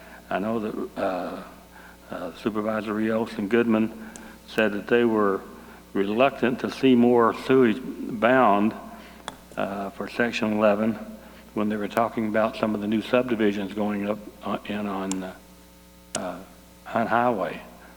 So I would like for the town to make our concern known that that we don't want to see that plant overloaded, because if they put more subdivisions up there and they don't get Section 11 fixed, that means that the plant in Anthem is going to be overtaxed.